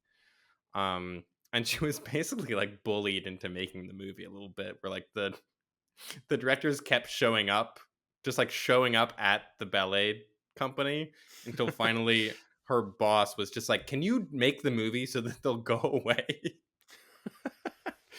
But he's very good in the movie, and I think for someone who I don't know how much like dramatic sort of acting experience she had before this, does really well in the sort of the more dramatic scenes that aren't as dance heavy. Yeah, yeah. She doesn't kind of read as an amateur necessarily. Big red hair, which I feel like is a Powell Pressburger thing. They love a Technicolor redhead. thing. Yeah. Yeah. Great hair in this movie all around. I feel like, I don't know, maybe that's just a thing that I noticed, but I was like, every scene has like great costumes, great hair. I feel like I don't know why that stood out to me in this so much, but the composer Julian Craster, his hair seems like maybe in your style area. maybe, yeah. Apparently he naturally was also a redhead, and they were like, you need a different hair color because we can't have like similar hair colors in this movie. Everyone needs to have a really distinct hair color, which is smart, I think. To like, you can't have two of your main characters have the same hair color. That would be absurd. I mean, I guess red hair does very notably draw attention to itself. Even today, in our times when we've come so far, I don't think that I don't think that you could have a movie with two incidental redheads in it. Yeah, unless they're members of the Weasley family, you can't have more Yes. than one redhead in a movie. It's union rules. Exactly. The Redheads Union. Yeah, the Redheaded League, I think is what it's called. Ah, yes. I think that I do kind of enjoy. I don't know how reflective of the times this was, but like this movie opens with a bunch of like music students who are like excitedly going to the new ballet that's opening. I like the idea of just like all of these like ballet nerds who are like, oh Yeah. man, I cannot, and they're all in like suits and smoking pipes and stuff. And I feel like that's just such a great like 40s like image of British too. Yeah. yes, very British, as with all of the Powell Pressburger movies, I guess. Yeah, I don't know if I have any like big takes on it. It's mostly Yeah. just like, It's I mean, very my big take is like the dance scene is far and away the best part, and the rest of it is like also good, but like, come on. yeah. It's good. It's not great, but then there's a transcendent 20 minutes in the middle, which It's is so good. a movie that is not good. Um at least in my opinion. Hmm. Well, we're gonna contrast on this is Abbott and Costello Meet Frankenstein, which I thought was so boring. You thought it was boring. Yes. See, I feel like if of all of the criticisms you could level it on this movie, I think boring is I kind of get where you're coming from, It because moves so slow. These scenes are this like movie is like 5 scenes and they're all a little too long. yeah, yeah, it's a short movie, but it doesn't feel like it because every scene is taking forever to do what it's trying to do. It is not funny. It's like I disagree. it's like spending a whole bunch of time trying to be funny, but it's like slowly trying to be funny. It's not even like throwing a bunch of jokes at you. Like after this, I was like trying to check in with my sense of humor, and I watched a Three Stooges short, and I was like it was so much more what I wanted than Yeah. than this movie. I don't disagree. I think Three Stooges, especially in terms of its like physical slapstick humor, is so much better than this movie. I haven't seen a lot of Abbott and Costello movies. I think this might be the only one I've ever seen. I also had forgotten that I'd seen this movie before. Like I think I'd seen this movie multiple times. Maybe it used to be on TV a lot, like around Halloween. Mm-hmm. And so I think I maybe had never seen it all the way through in one sitting before, but I definitely seen the whole thing. I don't know. This movie is. You're right. It's not great, but I kind of love it. I wanted to love it in the way that I think that you do love it. I really wanted to Right. love this movie. And like I think it's a not that good Universal monster movie that is made worse by a bunch of unfunny scenes in the middle. And it's not a good comedy movie because it's mostly a Universal monster movie with these guys here. And I think it's like it's kind of a neat idea to like take these comedic characters, and then you're just straightforwardly going through a Frankenstein movie. Like I think that's, or more like a Wolfman movie as usual. But like, ah, I don't know. It doesn't work. It doesn't work for me. It works for me. I think I do kind of like how the monsters are played pretty straight. Like they're Yeah, played pretty yeah, much as like they are the characters from the other Universal monster movies, and they are supposed to be scary for the most part. They're not supposed to be as scary as they are in their original movies. Also funny that this movie is called Abbott and Costello Meet Frankenstein, when of the three monsters, yeah. Frankenstein's monster is the one with Barely. by far the least screen time. It is Yeah. like is barely a character in this. This is really, yeah.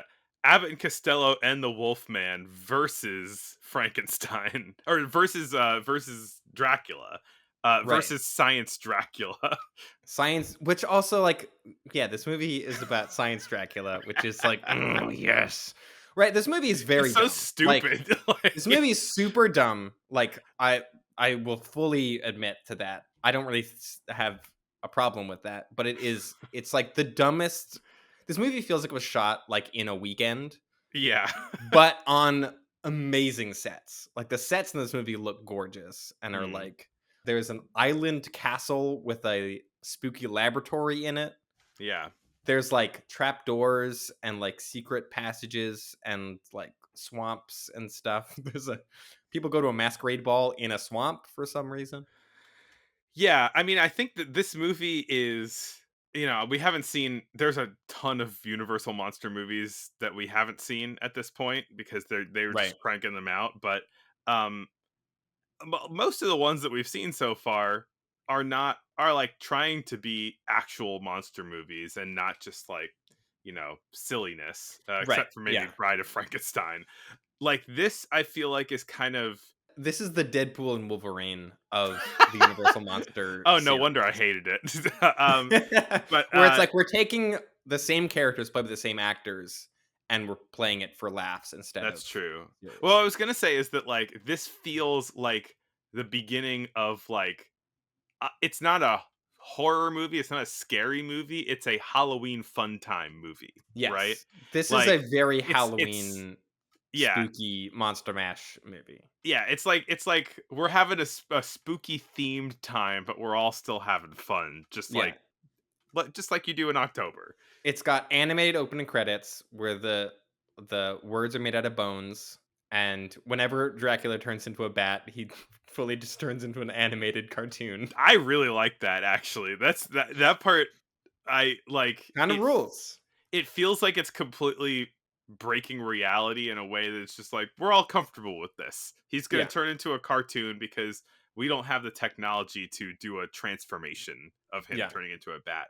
I saw House of Dracula a long time ago, and I think he does the same kind of animated transition in that one. First do think Sailor the- Moon transformation sequence. I do think the Wolfman transformation looks better in this than it does in the 41 Wolfman movie. I think the They're kind of iterating dissolve. on it.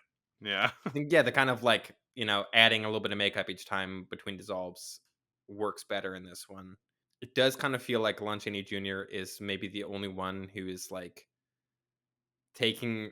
It feels like he's like the most invested of all of the actors in this. He's the one who's like, no, this is like my. I think he was the guy that was like, he kept coming back and making more Wolfman movies. He was like, no, I love making these.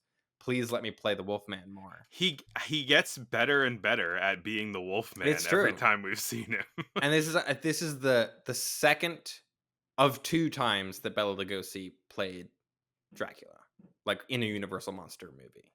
Yeah, Bela Lugosi's been like every other person besides Dracula. Right. He's like afterward. played Frankenstein monster. He's played like the Wolfman. He's played Igor. But this is the only other time that he was just like regular Dracula. I guess he kind of Well- played like Dracula-esque characters and other things, but Yeah, but he's not even regular Dracula in this one. He's a brain scientist Dracula. He's Dracula playing. He's Dracula being Frankenstein, which is right. He's like what's his plan is he wants to replace the Frankenstein monster's brain because it's too uncontrollable with Costello's. Right? That's Costello. Is the short one? Yes, Costello's. Yeah, well, yeah, Abbott and Costello, classic tall, skinny guy, short, fat guy combo Mhm. that we've seen in many other places. Laurel and Hardy, R2 and C3PO, Yeah. etc. I think this is the first Abbott and Costello that we're doing on the show, right? We haven't watched any of the other stuff. Who's on first? Which is from which movie? Oh, I don't even know, but like, Right, that's their famous bit, which is not in this movie, sadly. too bad. Isn't it kind of like it really has come, this is a complete sidebar, but like it used to be the case that comedians had a bit that everyone was like, say your bit now, right? Like they had like a classic joke, and they weren't expected to like necessarily always have something new. It was like, play the hits. It's The like a thing is, I musician. don't I don't think Play the Hits works in comedy the way that does in music. That's probably why that kind of thing faded away. I feel like the last time that I can remember a comedian having a signature bit that he's expected to do over and over again is the Jim Gaffigan Hot Pockets thing. I'm not sure I'm familiar. Ah. I'm not upset that that has sort of gone away. Like, I think having a comedian just having like one signature bit that they do over and over again is usually not a great I mean, thing. who's on first is a classic though. Right, but it's like you got to iterate on it. You got to do something different with it each time, Yeah. which I think maybe they did. I'm not that familiar with Abbott and Costello's greater oeuvre, their greater body of work. I know that this is the first of several monster movies that they did. I think they were not pleased about making this movie. They were like, we don't want to make like a monster movie. Like, this is not our shtick. But it was so successful that they're like, all right, we'll do 4 more of these. Will be second most famous for monster movies after Who's on Yeah. First. And then I think like this is not the first sort of like Universal Monsters like crossover movie. Right. We did was it Frankenstein meets the Wolfman Yeah.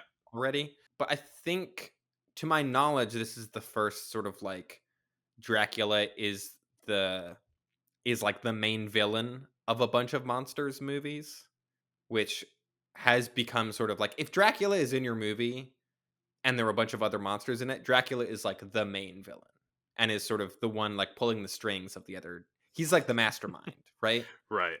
Like that's in Monster Squad, that's in Van Helsing, that's like also rewatching this, I'm like, this has almost the same plot as Van Helsing. Like Van Helsing is basically Abbott and Costello meet Frankenstein, but with less jokes, I would say. And Only a more few action less scenes. jokes. Right. Not even that many less jokes. So I mean, a joke that happens minimum like 3 to 4 times in this movie that I do think is funny, but also definitely goes on for too long, is Lou Costello playing Wilbur is doing something in the foreground. He's got some business that he's doing, some, mundane activity, and there's usually the Wolfman behind him like sneaking up really slowly in the background and almost catching him, but he like moves out of the way just in time. And I think it's very funny because it's so absurd and it's so obvious that the Wolfman isn't going to eat him. Right. It's just this like really slow, like it's like fully lit, like there's no shadows, it's not scary whatsoever. The Wolfman in this is like a total klutz buffoon, is getting like tripping over stuff the whole movie, is like getting kicked downstairs. It's like he gets stuck in half of a bush.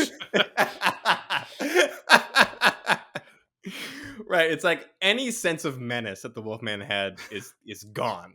Yeah. I don't know. I mean, I think that on one hand it's fun.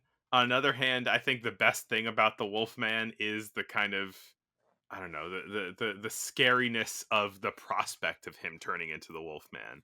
Speaking Right. of, did we just kind of change gears on whether it's the full moon that turns him into a Wolfman? No, it is the full moon. There's just 3 full moons in a row in this movie. This I like it doesn't make yeah, I'm It's because thinking like like this movie does not care about that. This movie is like, we know that you don't give a shit. You just want to see monsters do I do. silly shit.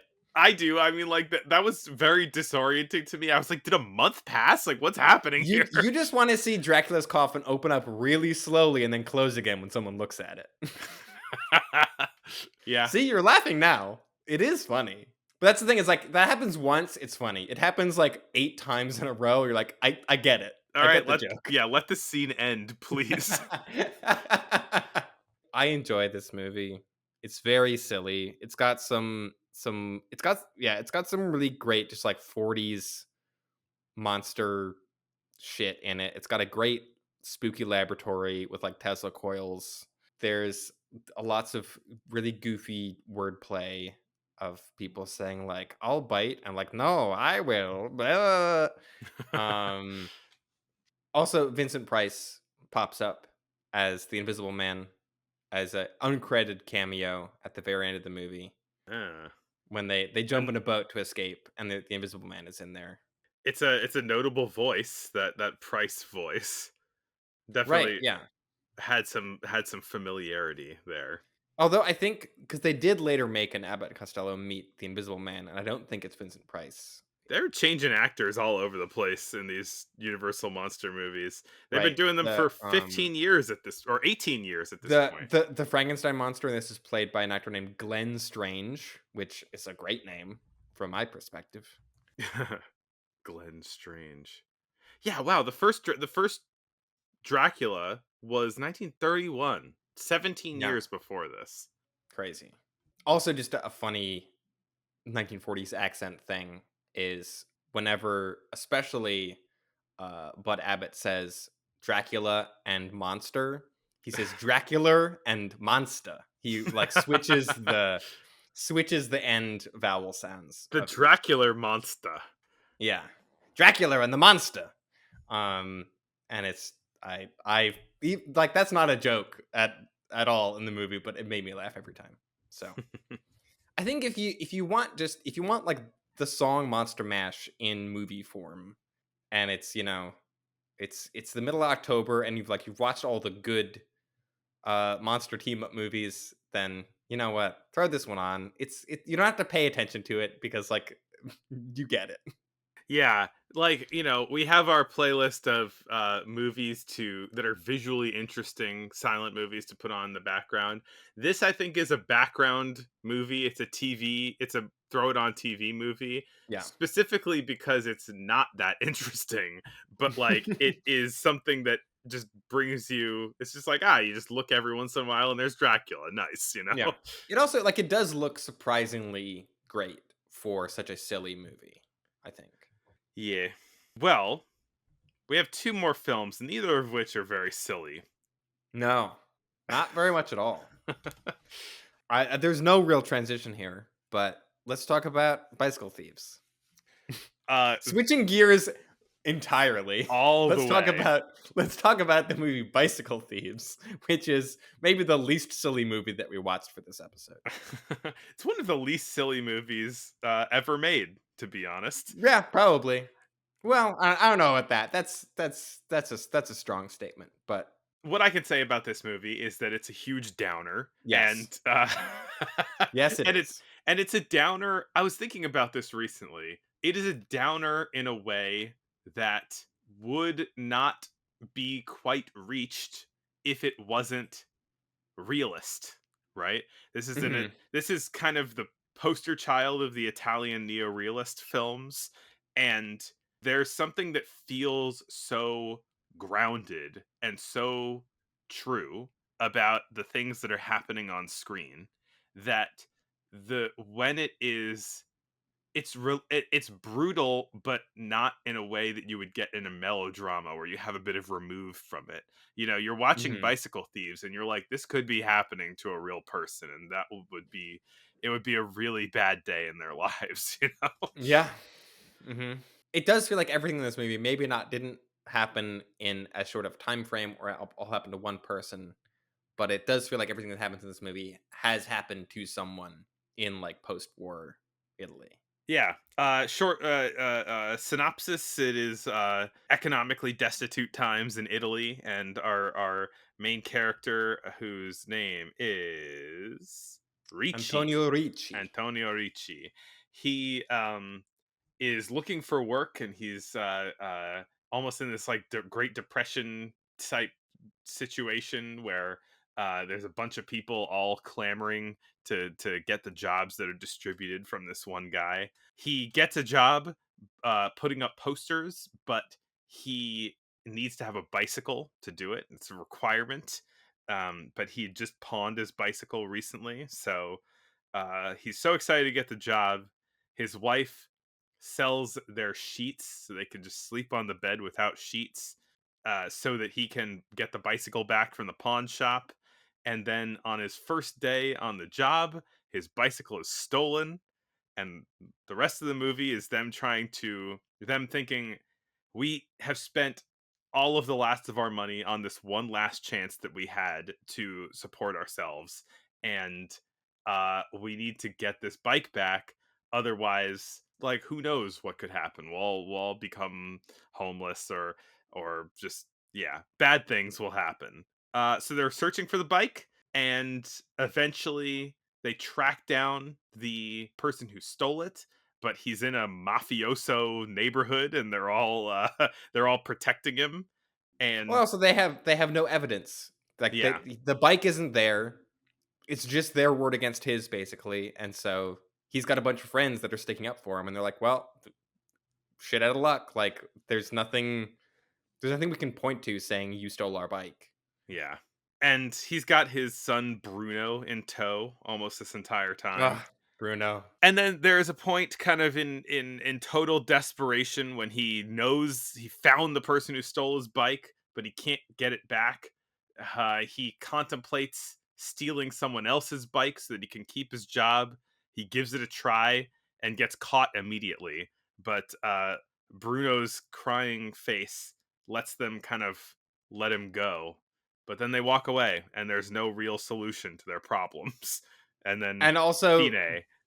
he now has to deal with the fact that Bruno saw him steal this bike, and like all of Bruno's like respect for him feels like it's been sort of tainted by this. Like he's seen his father steal a bike out of desperation, and it's like you can just feel that it's like that's really changed how his son sees him. Hmm. Yeah, there's a really pivotal moment in the movie, maybe the pivotal moment in the movie, where he, in a kind of like, his emotions get the better of him and he slaps Bruno. And after he slaps Bruno, and then Bruno starts crying and sort of running away, I think he kind of realizes that, like, he's gotten a bit too wrapped up in this whole, finding the bicycle thing. And he has to kind of re-examine the ways that he can maybe make the best out of a bad situation. Yeah. And So he gives Bruno wine instead. yeah, he's like, let's get drunk, my, I don't know, 8-year-old son. 7-year-old child. Yeah. Let's go to the pizzeria and get a bunch of wine. Don't tell mom. Yeah. He literally says, "Don't tell mom. Let's go get drunk." And then there's also the bit right where he, for a second, thinks that Bruno has drowned in the river and starts freaking out, and then sees that it was someone else who was drowning, who then gets pulled out of the river, and Bruno's fine. And so there is this like, "Oh, I thought I had lost my son, but like we still have each other. I still have my family." Yeah. And then he goes and ruins that by stealing someone else's bike.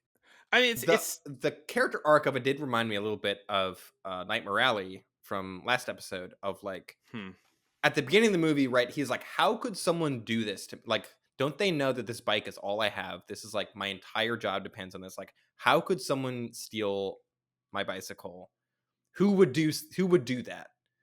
And then he ends up stealing someone's bicycle. Yeah, and I mean, I think that that's interesting because I don't really think that the movie is fully trying to like demonize him or say, "Look at how far he fell." I think that the movie is talking about how it's kind of using this kind of poetic wraparound his bike stolen, he tried to steal a bike to give you empathy for people in such hard situations Yeah. that they have to resort to unethical means of keeping themselves afloat. Yeah. I think it does a really good job of that. I think it's a very like harsh, but I think also very empathetic and kind of yeah, just not melodramatic look at like poverty and how that changes people and like what what people are driven to or how they deal with it. It felt very, even though it's set and made in 1940s Rome, it did, to me, it felt like a very kind of like New York City movie, or I saw a lot of parallels with New York City Hmm. life and New York City stories, I guess. The It's mafia, like communist pi- meetings, pizzerias, pizzerias, people, Italians. tons of people cramming onto a bus, um, bicycles being stolen. There, lots of parallels. Oh, legitimately, this movie almost like giving me flashbacks to my bike getting stolen 2 years ago. I also had a bike that was stolen, so it's like, I think that's a very universal thing. If you've owned a Yeah. bike, it's probably been stolen at least once. My bike was stolen. I put it down to go and like watch like a small performance type thing happening for like half an hour, and it was next to a whole bunch of other bikes, and I came back to it and I couldn't find it, and I was like, maybe I misplaced where it was, maybe maybe it was around here, and it was next to all these other bikes, and I left before the performance was over, so all the other bikes were still there. There were like dozens and dozens of them, hundreds maybe, and like I was walking around in circles for an hour, getting more and more depressed as it sank Mm, in more and more that my bike was not coming back. yeah. And yeah, and I was like, while he's wandering around trying to find his bike, it's like I was there, I was right there. My bike didn't just disappear from outside of my house, I needed it to get back. Yeah. Oh, yeah. That sucks. You needed to go put up Rita Hayworth posters. Yeah, that's another thing we should definitely We need mention. we need to talk about the fact that his job is putting up posters of Rita Hayworth, but not like movie posters for a movie that Rita Hayworth is in. It's just like a pinup poster of Rita Hayworth with just her name on it. Yeah, very weird. And I'm like, what? Who hired him to do this? I think it's neat because it is a real just stark contrast between the glamour of movie stars, and the grim Yeah. realities of normal people, right? Which I Like, think is very deliberate. Like that is very yeah, much like they're picking a this like the height of glamour of like Hollywood stardom in 1948. And yeah, and just this guy who is like his entire life depends on him having this bicycle. And the fact that it is stolen is he has nothing else to like to turn to. yeah, and like how his entire livelihood in this case is not directly, but it's almost like his entire livelihood is based on the fact that like the incidental fact of Rita Hayworth being famous, right? Mm. Like it's just hanging on by a string of all of this stuff, of the idea of rich people being job creators, It's like Rita Hayworth's celebrity itself saved this guy from destitution, except it really just draws into stark relief how some person has such power that their celebrity can, uh, employ someone to put posters up, and another person is struggling and loses his soul, loses his moral soul, just to Mm. stay alive. Oh, I appreciated how I don't know if you have any experience with this with your bike being stolen of like he immediately goes to the police, and the police are like, "Get in line, bud. Like, your bike was stolen. Tough shit. Like, what are we gonna do about it? Yeah. Yeah. Like, what are we supposed to do? Like, send cops out to every corner and be like, did you steal a bike?" They're like, good luck, man. And they like go to like the secondhand like bike market to like Mhm. look through all, they like accuse this, they're like, let me see the serial number on the bike, and the guy's like, no way. And they have to like almost gets into a fight with the guy just to like check to see if this bike frame is his, and it isn't. And it's like one thing that did strike me is like there are so many bicycles in this movie, in like every scene. Like every scene there is, even just like in the background, like 4 to 8 people on bicycles at Yeah. all times. It's the movie is like rubbing in his face that he does not have a bicycle. Yeah. Yeah. But also just the fact that it does kind of feel like your bike is stolen. It's like it could be anywhere. Yeah. Like anyone could have it. It could be anywhere. It could be stripped for parts. The second you lose sight of the person who stole your bike, it's like it's gone. Yeah. Yeah. And then he does find the guy, and even then it's like the bike isn't there, so it's like he has nothing to accuse him with, really. It's just like, hey, you stole my bike, and he's like, no, I didn't. And that's all he can do. Yeah. Like that's the thing is that after going from like the Red Shoes, which is such a huge melodrama, right, to this, Yeah. which these scenes, like scenes of awful things happening. It's not fantasy awful. It is real life awful. It is just like this guy. Right. It's like mundane awfulness. Yeah. Yeah. Yeah. Which is, yeah, I understand why this movie made such an impact, because it feels like it's getting at something that cinema has had, but cinema with its glamour, with its Rita Hayworth, Mhm. hair flips, like it doesn't gesture at reality in this kind of way. Certainly not in this kind of a dour way, I suppose. Yeah. I did find this movie a little dour for my taste, I will say. I don't think it is a bad movie, Yeah. but I also was just like, wow, what a bummer this movie was. Okay. Yeah. I mean, it feels essential, but it also doesn't feel like a movie that you just go and casually watch. No.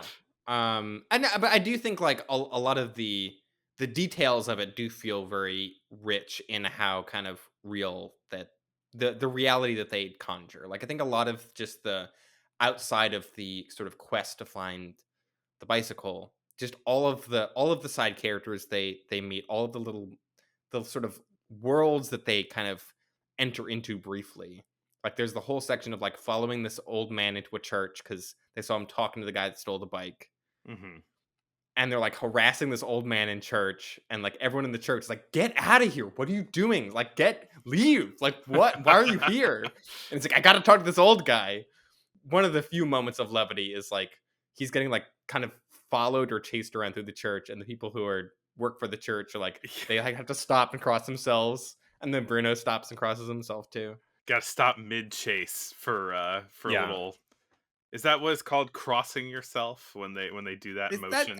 I think that's, yeah, I believe that's what it's referred to. all that stuff is so alien to me. I don't really. And I think another thing that struck me about this movie being watching it, I guess, sort of in close proximity to Rome Open City, another Italian Mhm. neorealist movie that we covered. That movie is so much about sort of like the end of fascist Italy, sort of like the last days of fascist Italy, while it's sort of crumbling, Mhm. and even like kind of true believers in fascism are like turning against it, or just like doing it out of spite, or just because they have nothing else to do. And this movie feels like a very sort of, it is very like post World War II Italy, and it's like you really get the sense that this is like, I don't know. The movie doesn't make a big point of this. It's mostly just like Italy is in a state of economic hardship, and that's where the story takes place. But it does feel like I couldn't help but think about the kind of like this is the end result of fascism, is just like destitution, and like it's just this thing that's going to fail and ruin people's lives. Yeah, and it's also the destitution as a And war result, too. Like this is what yeah, war of does to a war. country. It is the effect of having the biggest war of all time having just happened all across an entire continent. Uh Yeah. and happening directly upon that continent and being in a country that was on the losing side of that war. Yeah. But yeah, just all of the kind of nationalism and all of the, the pomp and circumstance of fascist Italy after World War II is like it means nothing. People are selling their bread sheets to buy bicycles, to put up Rhea Hayworth posters. Yeah. I mean, there's definitely a left-wing edge to this movie. And there were power struggles, I think, in Italy happening at this time with like what the next government should be. Mm. I believe there's like a Christian party that won over like a labor or socialist party in 1948. I believe I saw that in the news. But Hmm. there's a point in the movie where Ricci goes to like recruit some friends of his to help him track Hmm. down the bicycle thief, and they are kind of just casually at a communist meetup. Uh But like in like in not a like sewer, but like in like yeah, an underground like catacomb yeah, place. yeah. Like the place where you have secret political meetings is in a Yeah. catacomb. Which like that I don't know where that would even happen in New York. It'd probably just be like the basement of a bar. But like I want to go to a catacomb meeting. Right. Yeah. Have some Someone invite me to a catacomb meeting, please. I'll do whatever you want. I'll become a some kind of No, agent, whatever. like no, invite me to one that I agree with, please. But yeah, like outside of just the kind of presence of friendly communists, this is a movie that is very interested in class, very obviously. Yeah, and Um, and community too. Like right, yeah, he like rallies his community to help him find the bike, and they're all on board. They're like, we're all gonna help you find the bike, and then like they're really like helpful and gung ho about it, and then very quickly they're like, well, we didn't find it, sorry.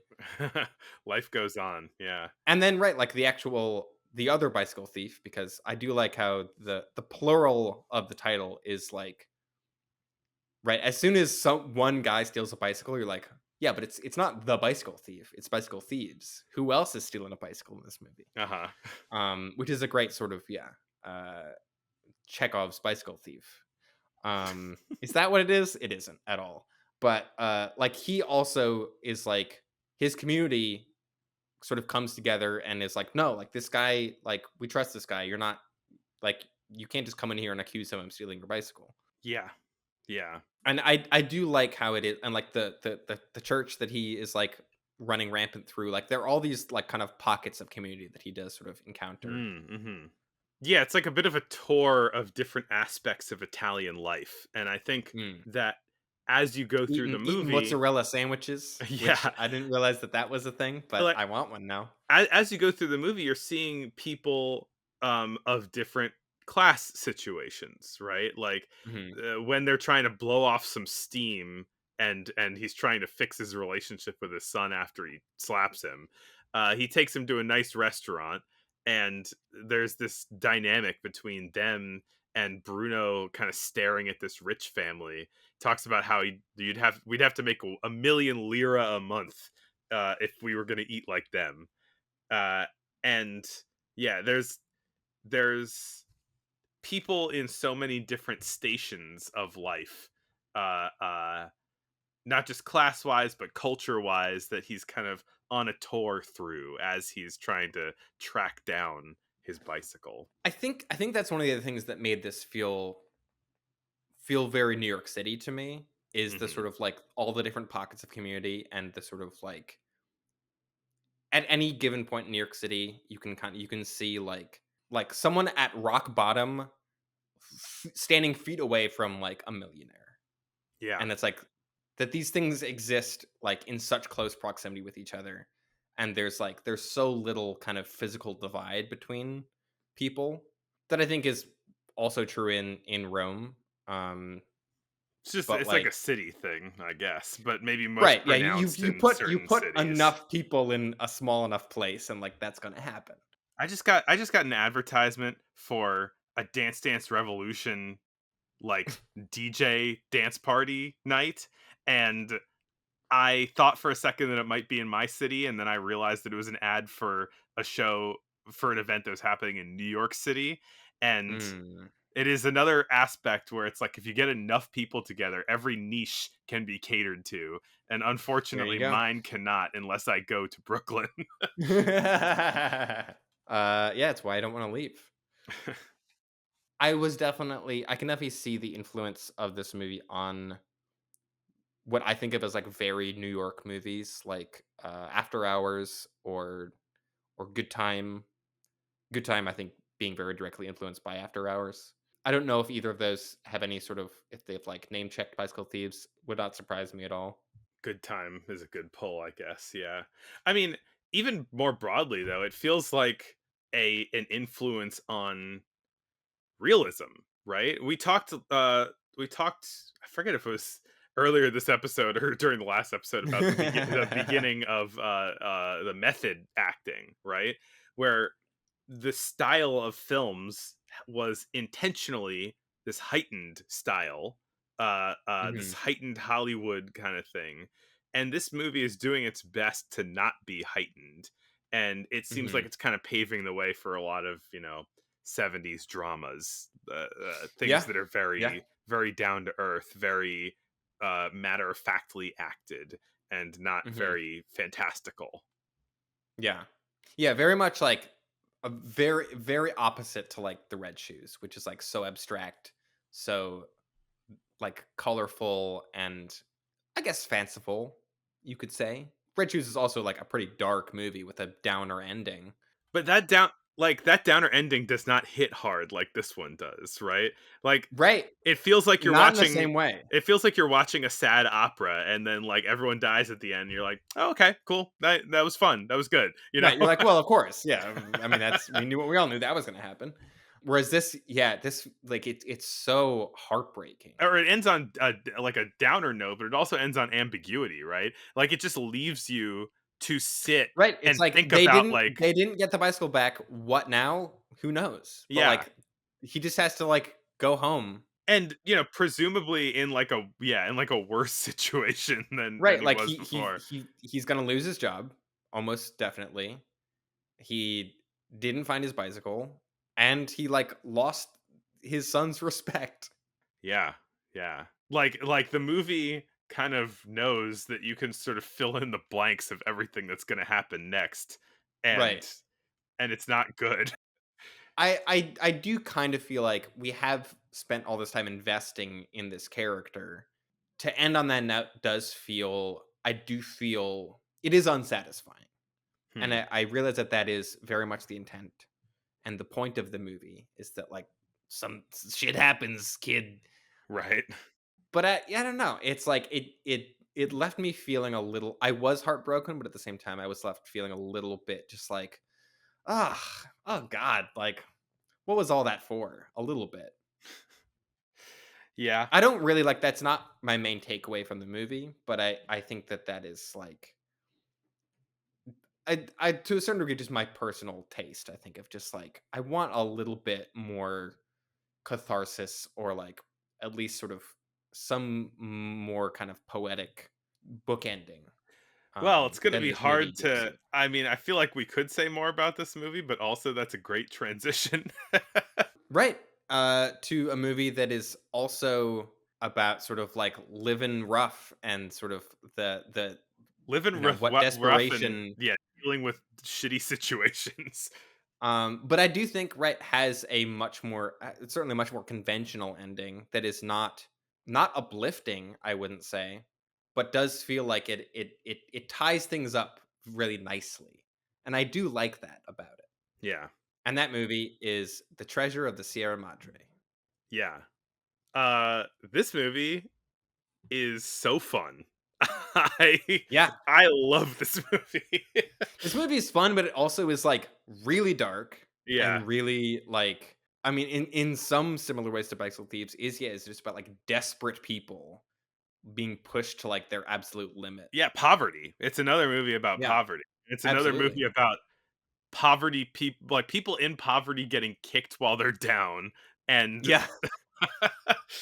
and just watching that happen. But this one has this one's a bit more of a glimmer of hope in it. Ah. This is a movie, and yes, this is basically the Humphrey Bogart goes crazy. The movie. Yeah, uh, Humphrey Bogart decides to become a prospector and go out into the desert with two other dudes to find gold, and it goes badly. yeah, that's basically the best summary that you could give it, right? Yeah, it is. It is sort of like it. I guess it has a somewhat similar kind of episodic structure. It's not really episodic the same way that Bicycle Thieves is. This movie feels very much like a kind of a descent, where it is like the tension is just getting ratcheted up a little bit more and more as the movie goes along. Yeah, and the As movie, as we see Humphrey Bogart, yeah, just go crazy. yeah, in the first 5 minutes of the movie, it kind of tells you what is going to be happening because we encounter the kind of older prospector who they're using his gold panning knowledge to help strike it rich. They're all at their lowest in like a what do you call those places that Charlie Chaplin was staying in all the time? A place with a bunch of beds for really cheap. A hostel? An old timey hostel, I guess. Yeah. He's talking about how just being around gold and being around all of the wealth and the potential of wealth leads people to insanity and Yeah. murderousness. And then Gold changes a man's soul, he and says. and then the two of them just go, sounds like a good idea. Let's do that. Right, they're like right, they're like, "Oh, yeah, it never works out, but it might work for us." And ladies and gentlemen, it does not. No. Well, it cuz right, there's three lead characters, right? There's Humphrey Bogart as Dobbs. Mhm. There's There's Tim Curtain. Holt as Curtin Uh-huh. and Walter Houston who As his one of the most iconic prospectors that ever right. was. I mean, the original prospector character, like he is like picture prospector in your head from voice to mannerisms, and that is his character. I would say the only thing missing is that his beard is should be a little longer. but Maybe but he doesn't have a big gold tooth, I guess. Like, sure, I guess there are little things that cartoon character version of a prospector gained along the way, but but ultimately it comes back to him in this movie. but Yeah. maybe the best moment in this movie by some measure is the point where he starts dancing on the ground because he has struck gold and he's like, Yep. yeah. Wow! Crazy, am I? He's the most reasonable person in the whole movie. He is right. He is the only level-headed person in this film. Very true. Right, like the crazy prospector is the only guy who has any sense. And that really just, I mean, Bogart, like everybody's going crazy in this movie. Bogart kills it. Bogart is incredible. Well, it's like right, Dobbs Bogart's character starts the movie kind of at rock bottom, you feel like, and then proceeds to dig his way further down. Yeah. Look, this movie is like the it's the process of watching him uh become more and more grizzled over the Mm. course of the movie. One of my most striking images in my head from the last time I saw this like 8 years ago is just the absolute like wreck that he is at the end of the movie. Like his beard's all like disheveled, he's got dirt all over him, and It's like he's got I don't know if crazy eyes. I don't know if a person has ever been dirtier on film than Humphrey Bogart is in this movie. He is like caked in dirt in this Yeah. thing. This was I was describing it to my partner as like you watch him get grizzled and then at the same time it's the grizzling of the soul. Yes, the grizzling of the soul. But so this movie directed by John Huston, who Mhm. also did Maltese Falcon, and is the son of Walter Houston, who plays the prospector. So that's fun. a father-son production. More of a Pappy son production. Like, Maybe. And then like Walter Houston is the great grandfather of the Houston acting family dynasty. There's a lot of Houston actors. Angelica Houston, Danny Houston, Jack Houston. Houston's all over the place, and they're all good at acting. So yeah, I guess we've mostly covered the plot of this movie. It's a yeah, a lot of it is. Most of the movie is them in the process of collecting gold and various tensions happening and allaying themselves and kind of rising and falling. There's like a general tension level going up and up and up through this movie, but there is like a moment where you kind of think it's all going to work out, and then it gets so much worse. right. Yeah. Right when they leave, Humphrey Bogart gets somewhat bullied by a child into buying a lottery ticket despite throwing water at him. That child is played by Robert Blake from Little Rascals, and also from Murdering Someone later in life. Oh my. And also Lost Highway. That too. Which I didn't realize until after the movie, but fun little a fun fact, less fun fact. A big part of this movie that we have not mentioned yet is when they are waylaid by bandits up in the mountain. Banditos. Banditos, excuse me. I have to use the proper nomenclature. Which leads to one of the most famous like movie lines, or oft misquoted movie lines, which is the "I don't have to show you any stinking badges" line. Yes. Which is like classic. I mean, I had heard that in me so too. many parodies before I ever saw this movie, and I was like, "Oh, the thing. That's where this comes from." Badgers? We don't need no stinking badgers. Right. So many variations of "we don't need no stinking badges," even though that exact phrase is never spoken in the film. It's "we ain't got no badges. I don't have to show you any stinking badges." Yeah, I mean, like it's weird. It's like maybe the Banditos are a bit of a racist caricature, but also like they're so iconic and they're so fun. They're not being played by like white actors with like fake mustaches, which I appreciate. Yeah, I think this movie is pretty well cast across the board. Yeah.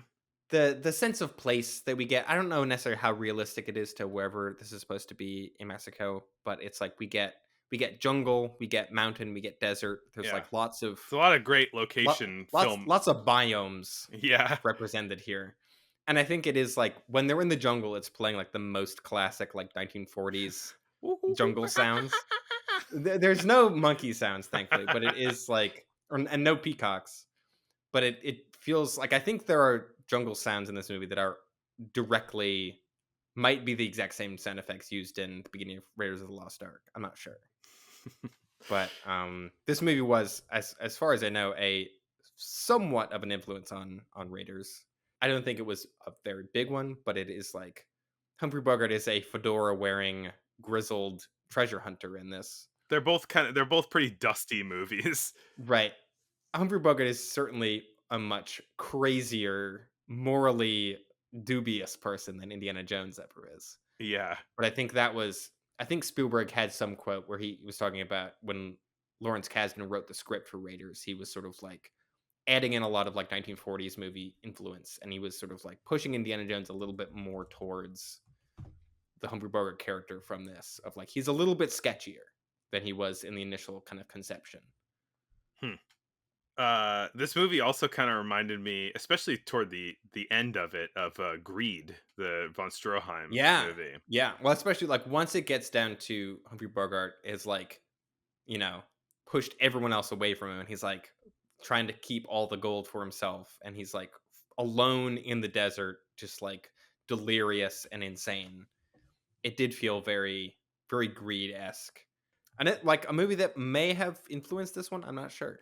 I mean, yeah, like Greed, also another movie that features gold a whole lot, and right. I think that like, Greed was still of the era where people were hand coloring in certain parts of the frame, a la the Gold red coins. gold coins, red flag, and Battleship Potemkin. Hmm.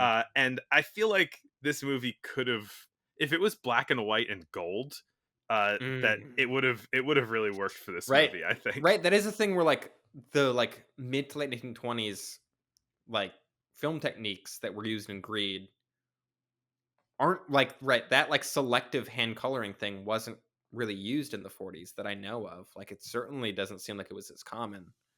And I Yeah. agree, like if just the scenes of gold had been colored gold in this, it would have been incredible. Maybe I'll make my own version. You made your own version of Greed. I'll make my own version of this. Right. There you go. Apparently, Paul Thomas Anderson watched this movie like every day or like once a week while shooting There Will Be Blood, which is kind of interesting, I guess. They do have some like they're both movies about just like about greed and like insanity and like descents into madness and murder. Hmm. So I mean, I can definitely see the parallels there. I ain't seen it, but there's You've no never seen There Will Be Blood? No. Damn, dude, you got something to look forward to. I love Paul F. Tompkins, so He's in it very briefly.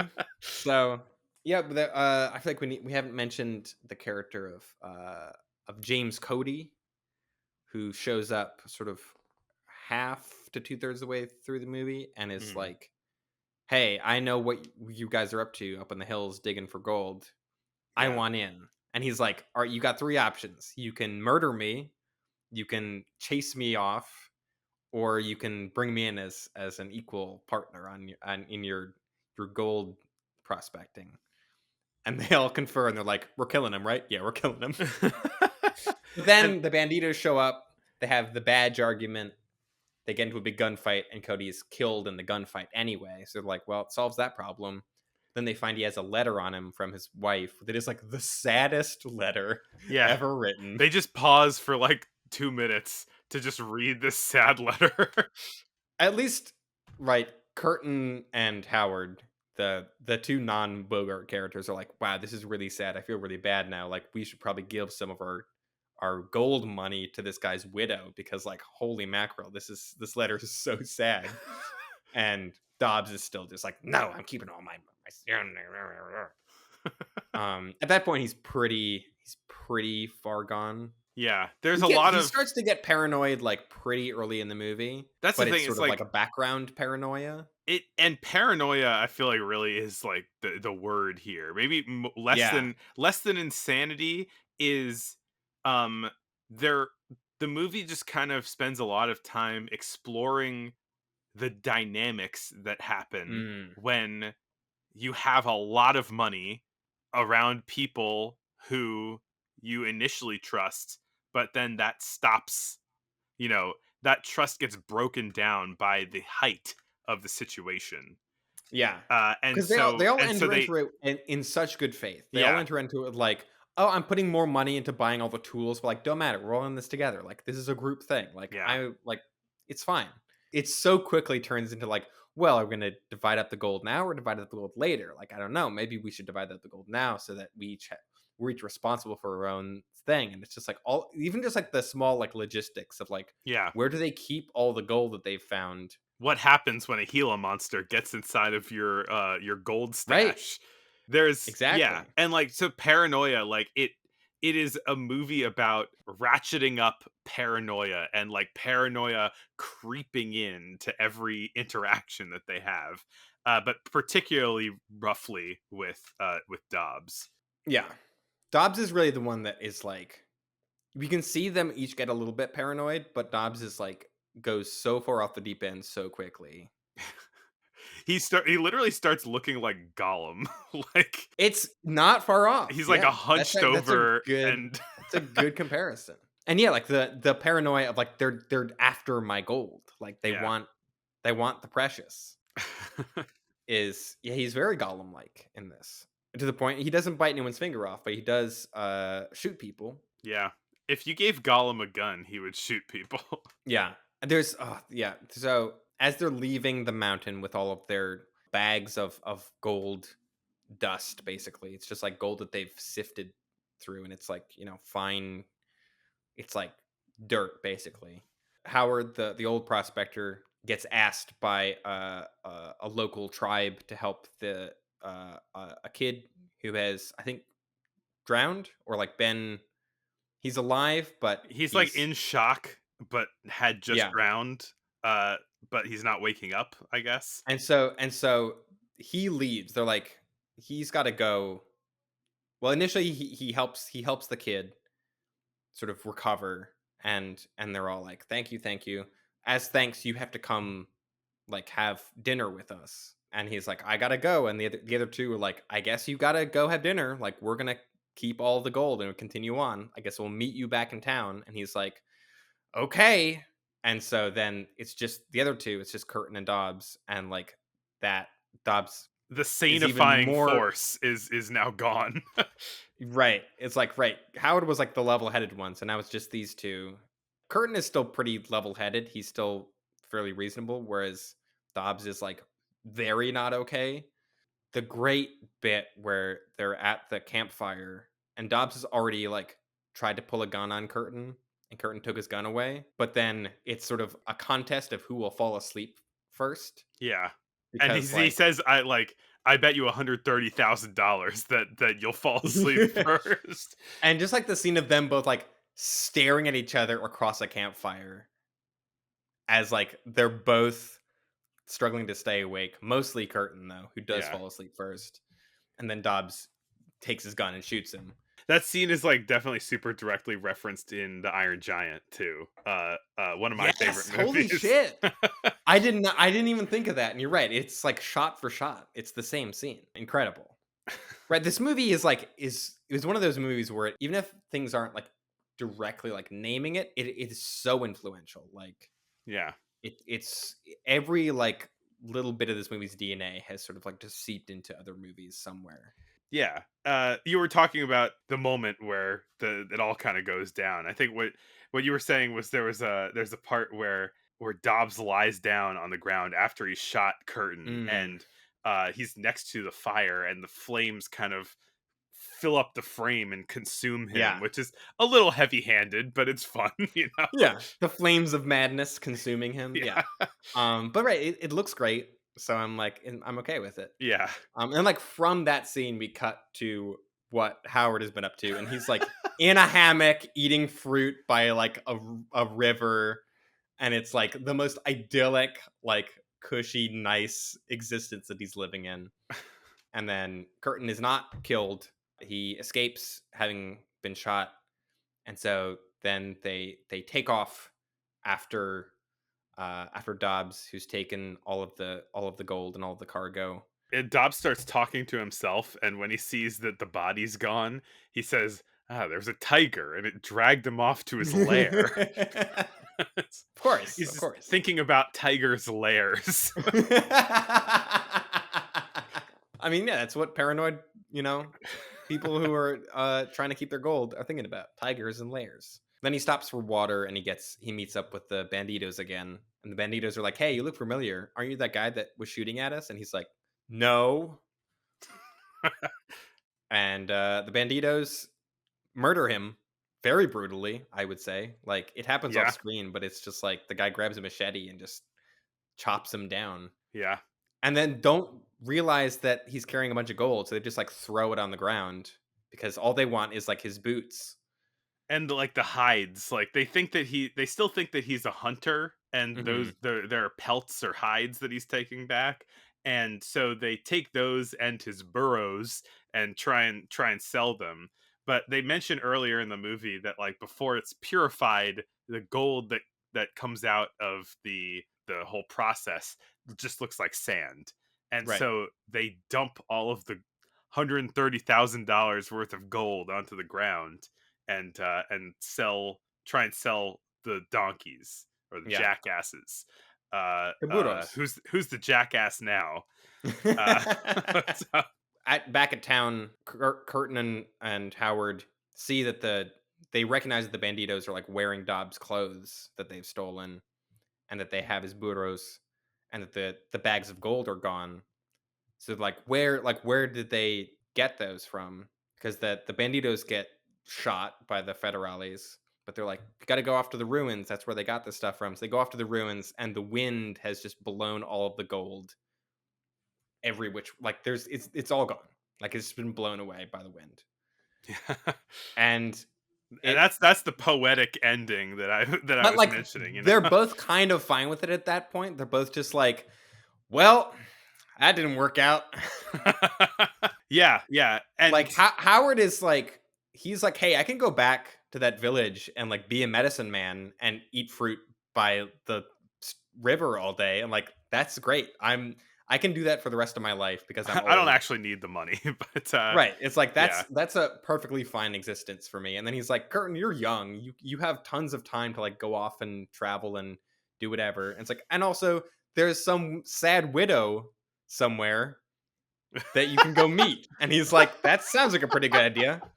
So Curtin goes off to meet a sad widow that he's never met before. And so the movie ends on a pretty positive note, despite this vast fortune that they've fought so hard over being lost. Yeah, I mean, the scene where they're making this decision is one that I quite enjoy, which is that they recognize the absurdity of what just happened, that all of their gold looked like sand and it blew away in the wind. And Howard starts laughing with gusto, with extra gusto. And he basically advises Curtin, you have to laugh right now. Like you're gonna be too upset if you don't look at how funny this is. Which I really like, because I think that really lines up with my personal philosophy of things. Yeah.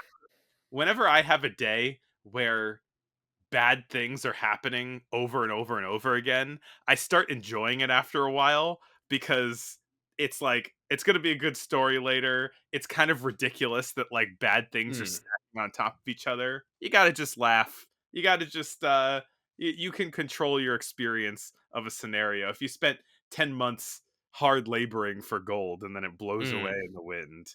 Yeah, I mean, you hope that you can laugh about it. I think it can be a struggle sometimes, but It helps if you have a sexy widow to come back to. there you go.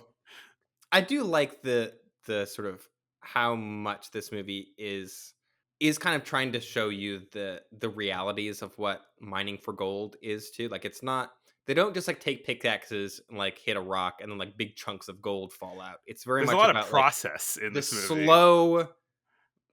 the slow, painstaking process of panning for gold, finding out where gold veins are, like, and it's like, and it doesn't look like anything when you find it. It is just this like, fine dirt, sand that if you know what you're looking for, you can find, but it's like not, doesn't look like anything glamorous in the moment. And yeah, I like how it is trying to like, this movie is a very unglamorous movie. Like, everyone in this movie is sweaty and dirty the whole time. Yeah. All their clothes are like ripped up and old and nasty. I do like how everyone looks like they're stinky. They haven't taken a shower in years. Yeah, but there is like a little bit of, when they're out there in the mountain and there's like, they're all sleeping in a tent and they're like waking up making coffee. I'm like, camping is fun. I don't know. How about some beans? You want some beans? Better have some yeah, beans. they're Time eating to play a beans. harmonica. They're eating beans in every scene, and it did kind of remind me of like my favorite part of Blazing Saddles. No, I guess that too. My favorite part of Red Dead Redemption 2, the video game, is not the train heists or the gunfights, or it's like that stuff's fun, but my favorite part is like waking up in a tent early in the morning and like making beans on a fire, because it's like that's the part that feels like it captures that so well. We're just like, Yeah. All right, it's like early in the morning, there's a nice like low fog, like you can almost feel the dew on the grass. Damn, I want to go camping so much right now. Go camping, and then don't get bit by a Gila monster. I've never been camping in the desert, which I'm sure would be a very different experience from camping up a forested mountain. Yeah. or we're from a pretty nice camping region. Yes, very much so. We're very spoiled in terms of camping landscape. Also, Gila monster, one of the only animals that has monster in the name. One of only two, I think, venomous lizards. Although I think the science on that's a little is there. There was some article that was like positing that there's way more venomous lizards than just those two. But I don't know how in agreement the scientific community is on lizard venom at the moment.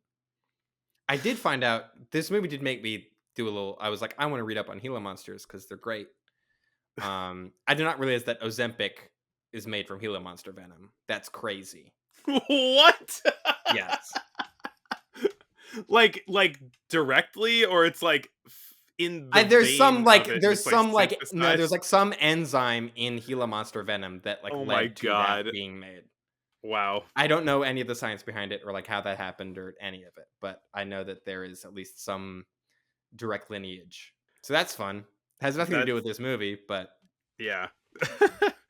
But yes, I mean, even though this movie is about like the darkness of the human soul and about people being mean to each other, there's something that just feels like a fun romp to it. It's like an adventure. it is kind of an It's- adventure movie. There are Yeah. gunfights. There's like just like great character dynamics. There's like lots of moments of levity. It does feel like a real journey. So yeah, and I think another movies that I was reminded of that came later are Wages of Fear and Sorcerer. I think Sorcerer especially feels influenced by this. Isn't Sorcerer a remake of Wages of Fear? Kind of.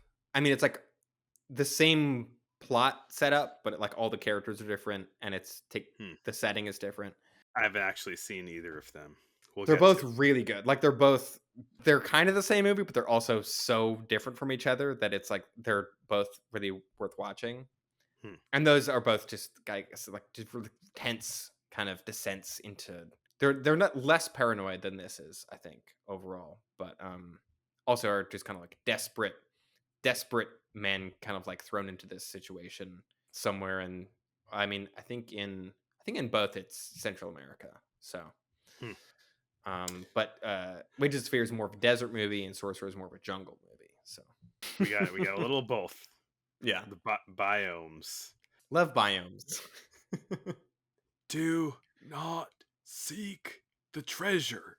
I mean, this is also like real classic like treasure hunt movie where they don't get the treasure, which I think is like The treasure was I- in us all along.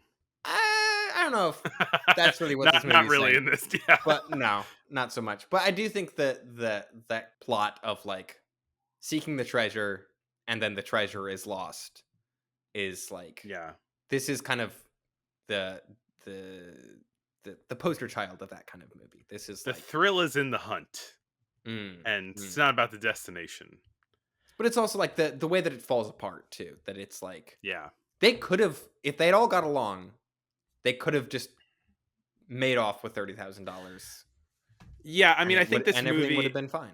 this movie and like stories like that you're talking about, it has a suspicious perspective on greed, and I think that kind of narrative wrap up, that poetic justice, it is like it's meant to be this sort of cosmic justice for the sin of greed, right? Yeah, yeah. I think that checks out.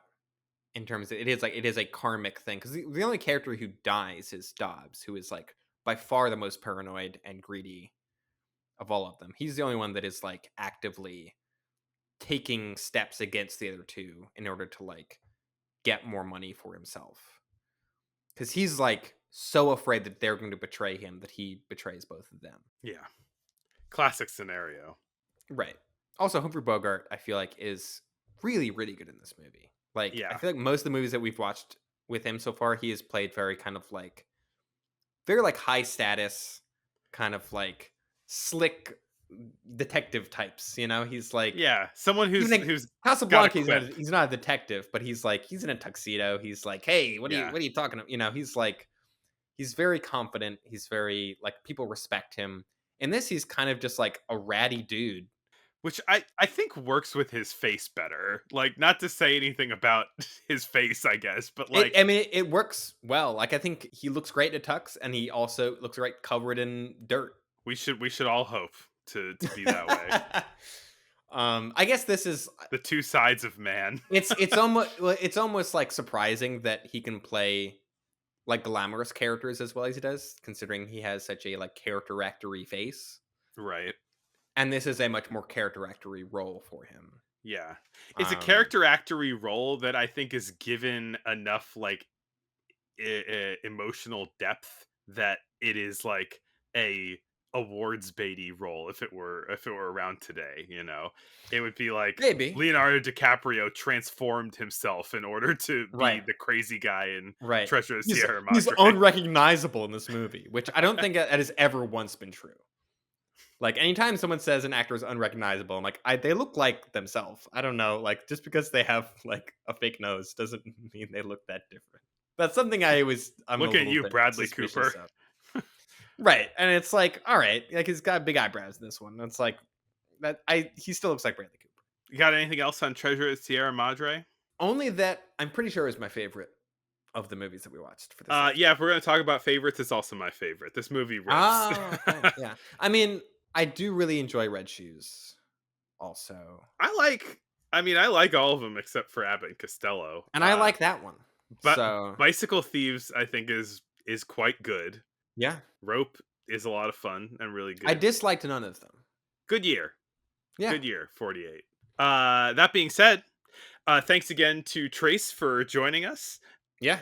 And I hope to see you all on the internet where you can follow us, and to see you, Glenn, next year.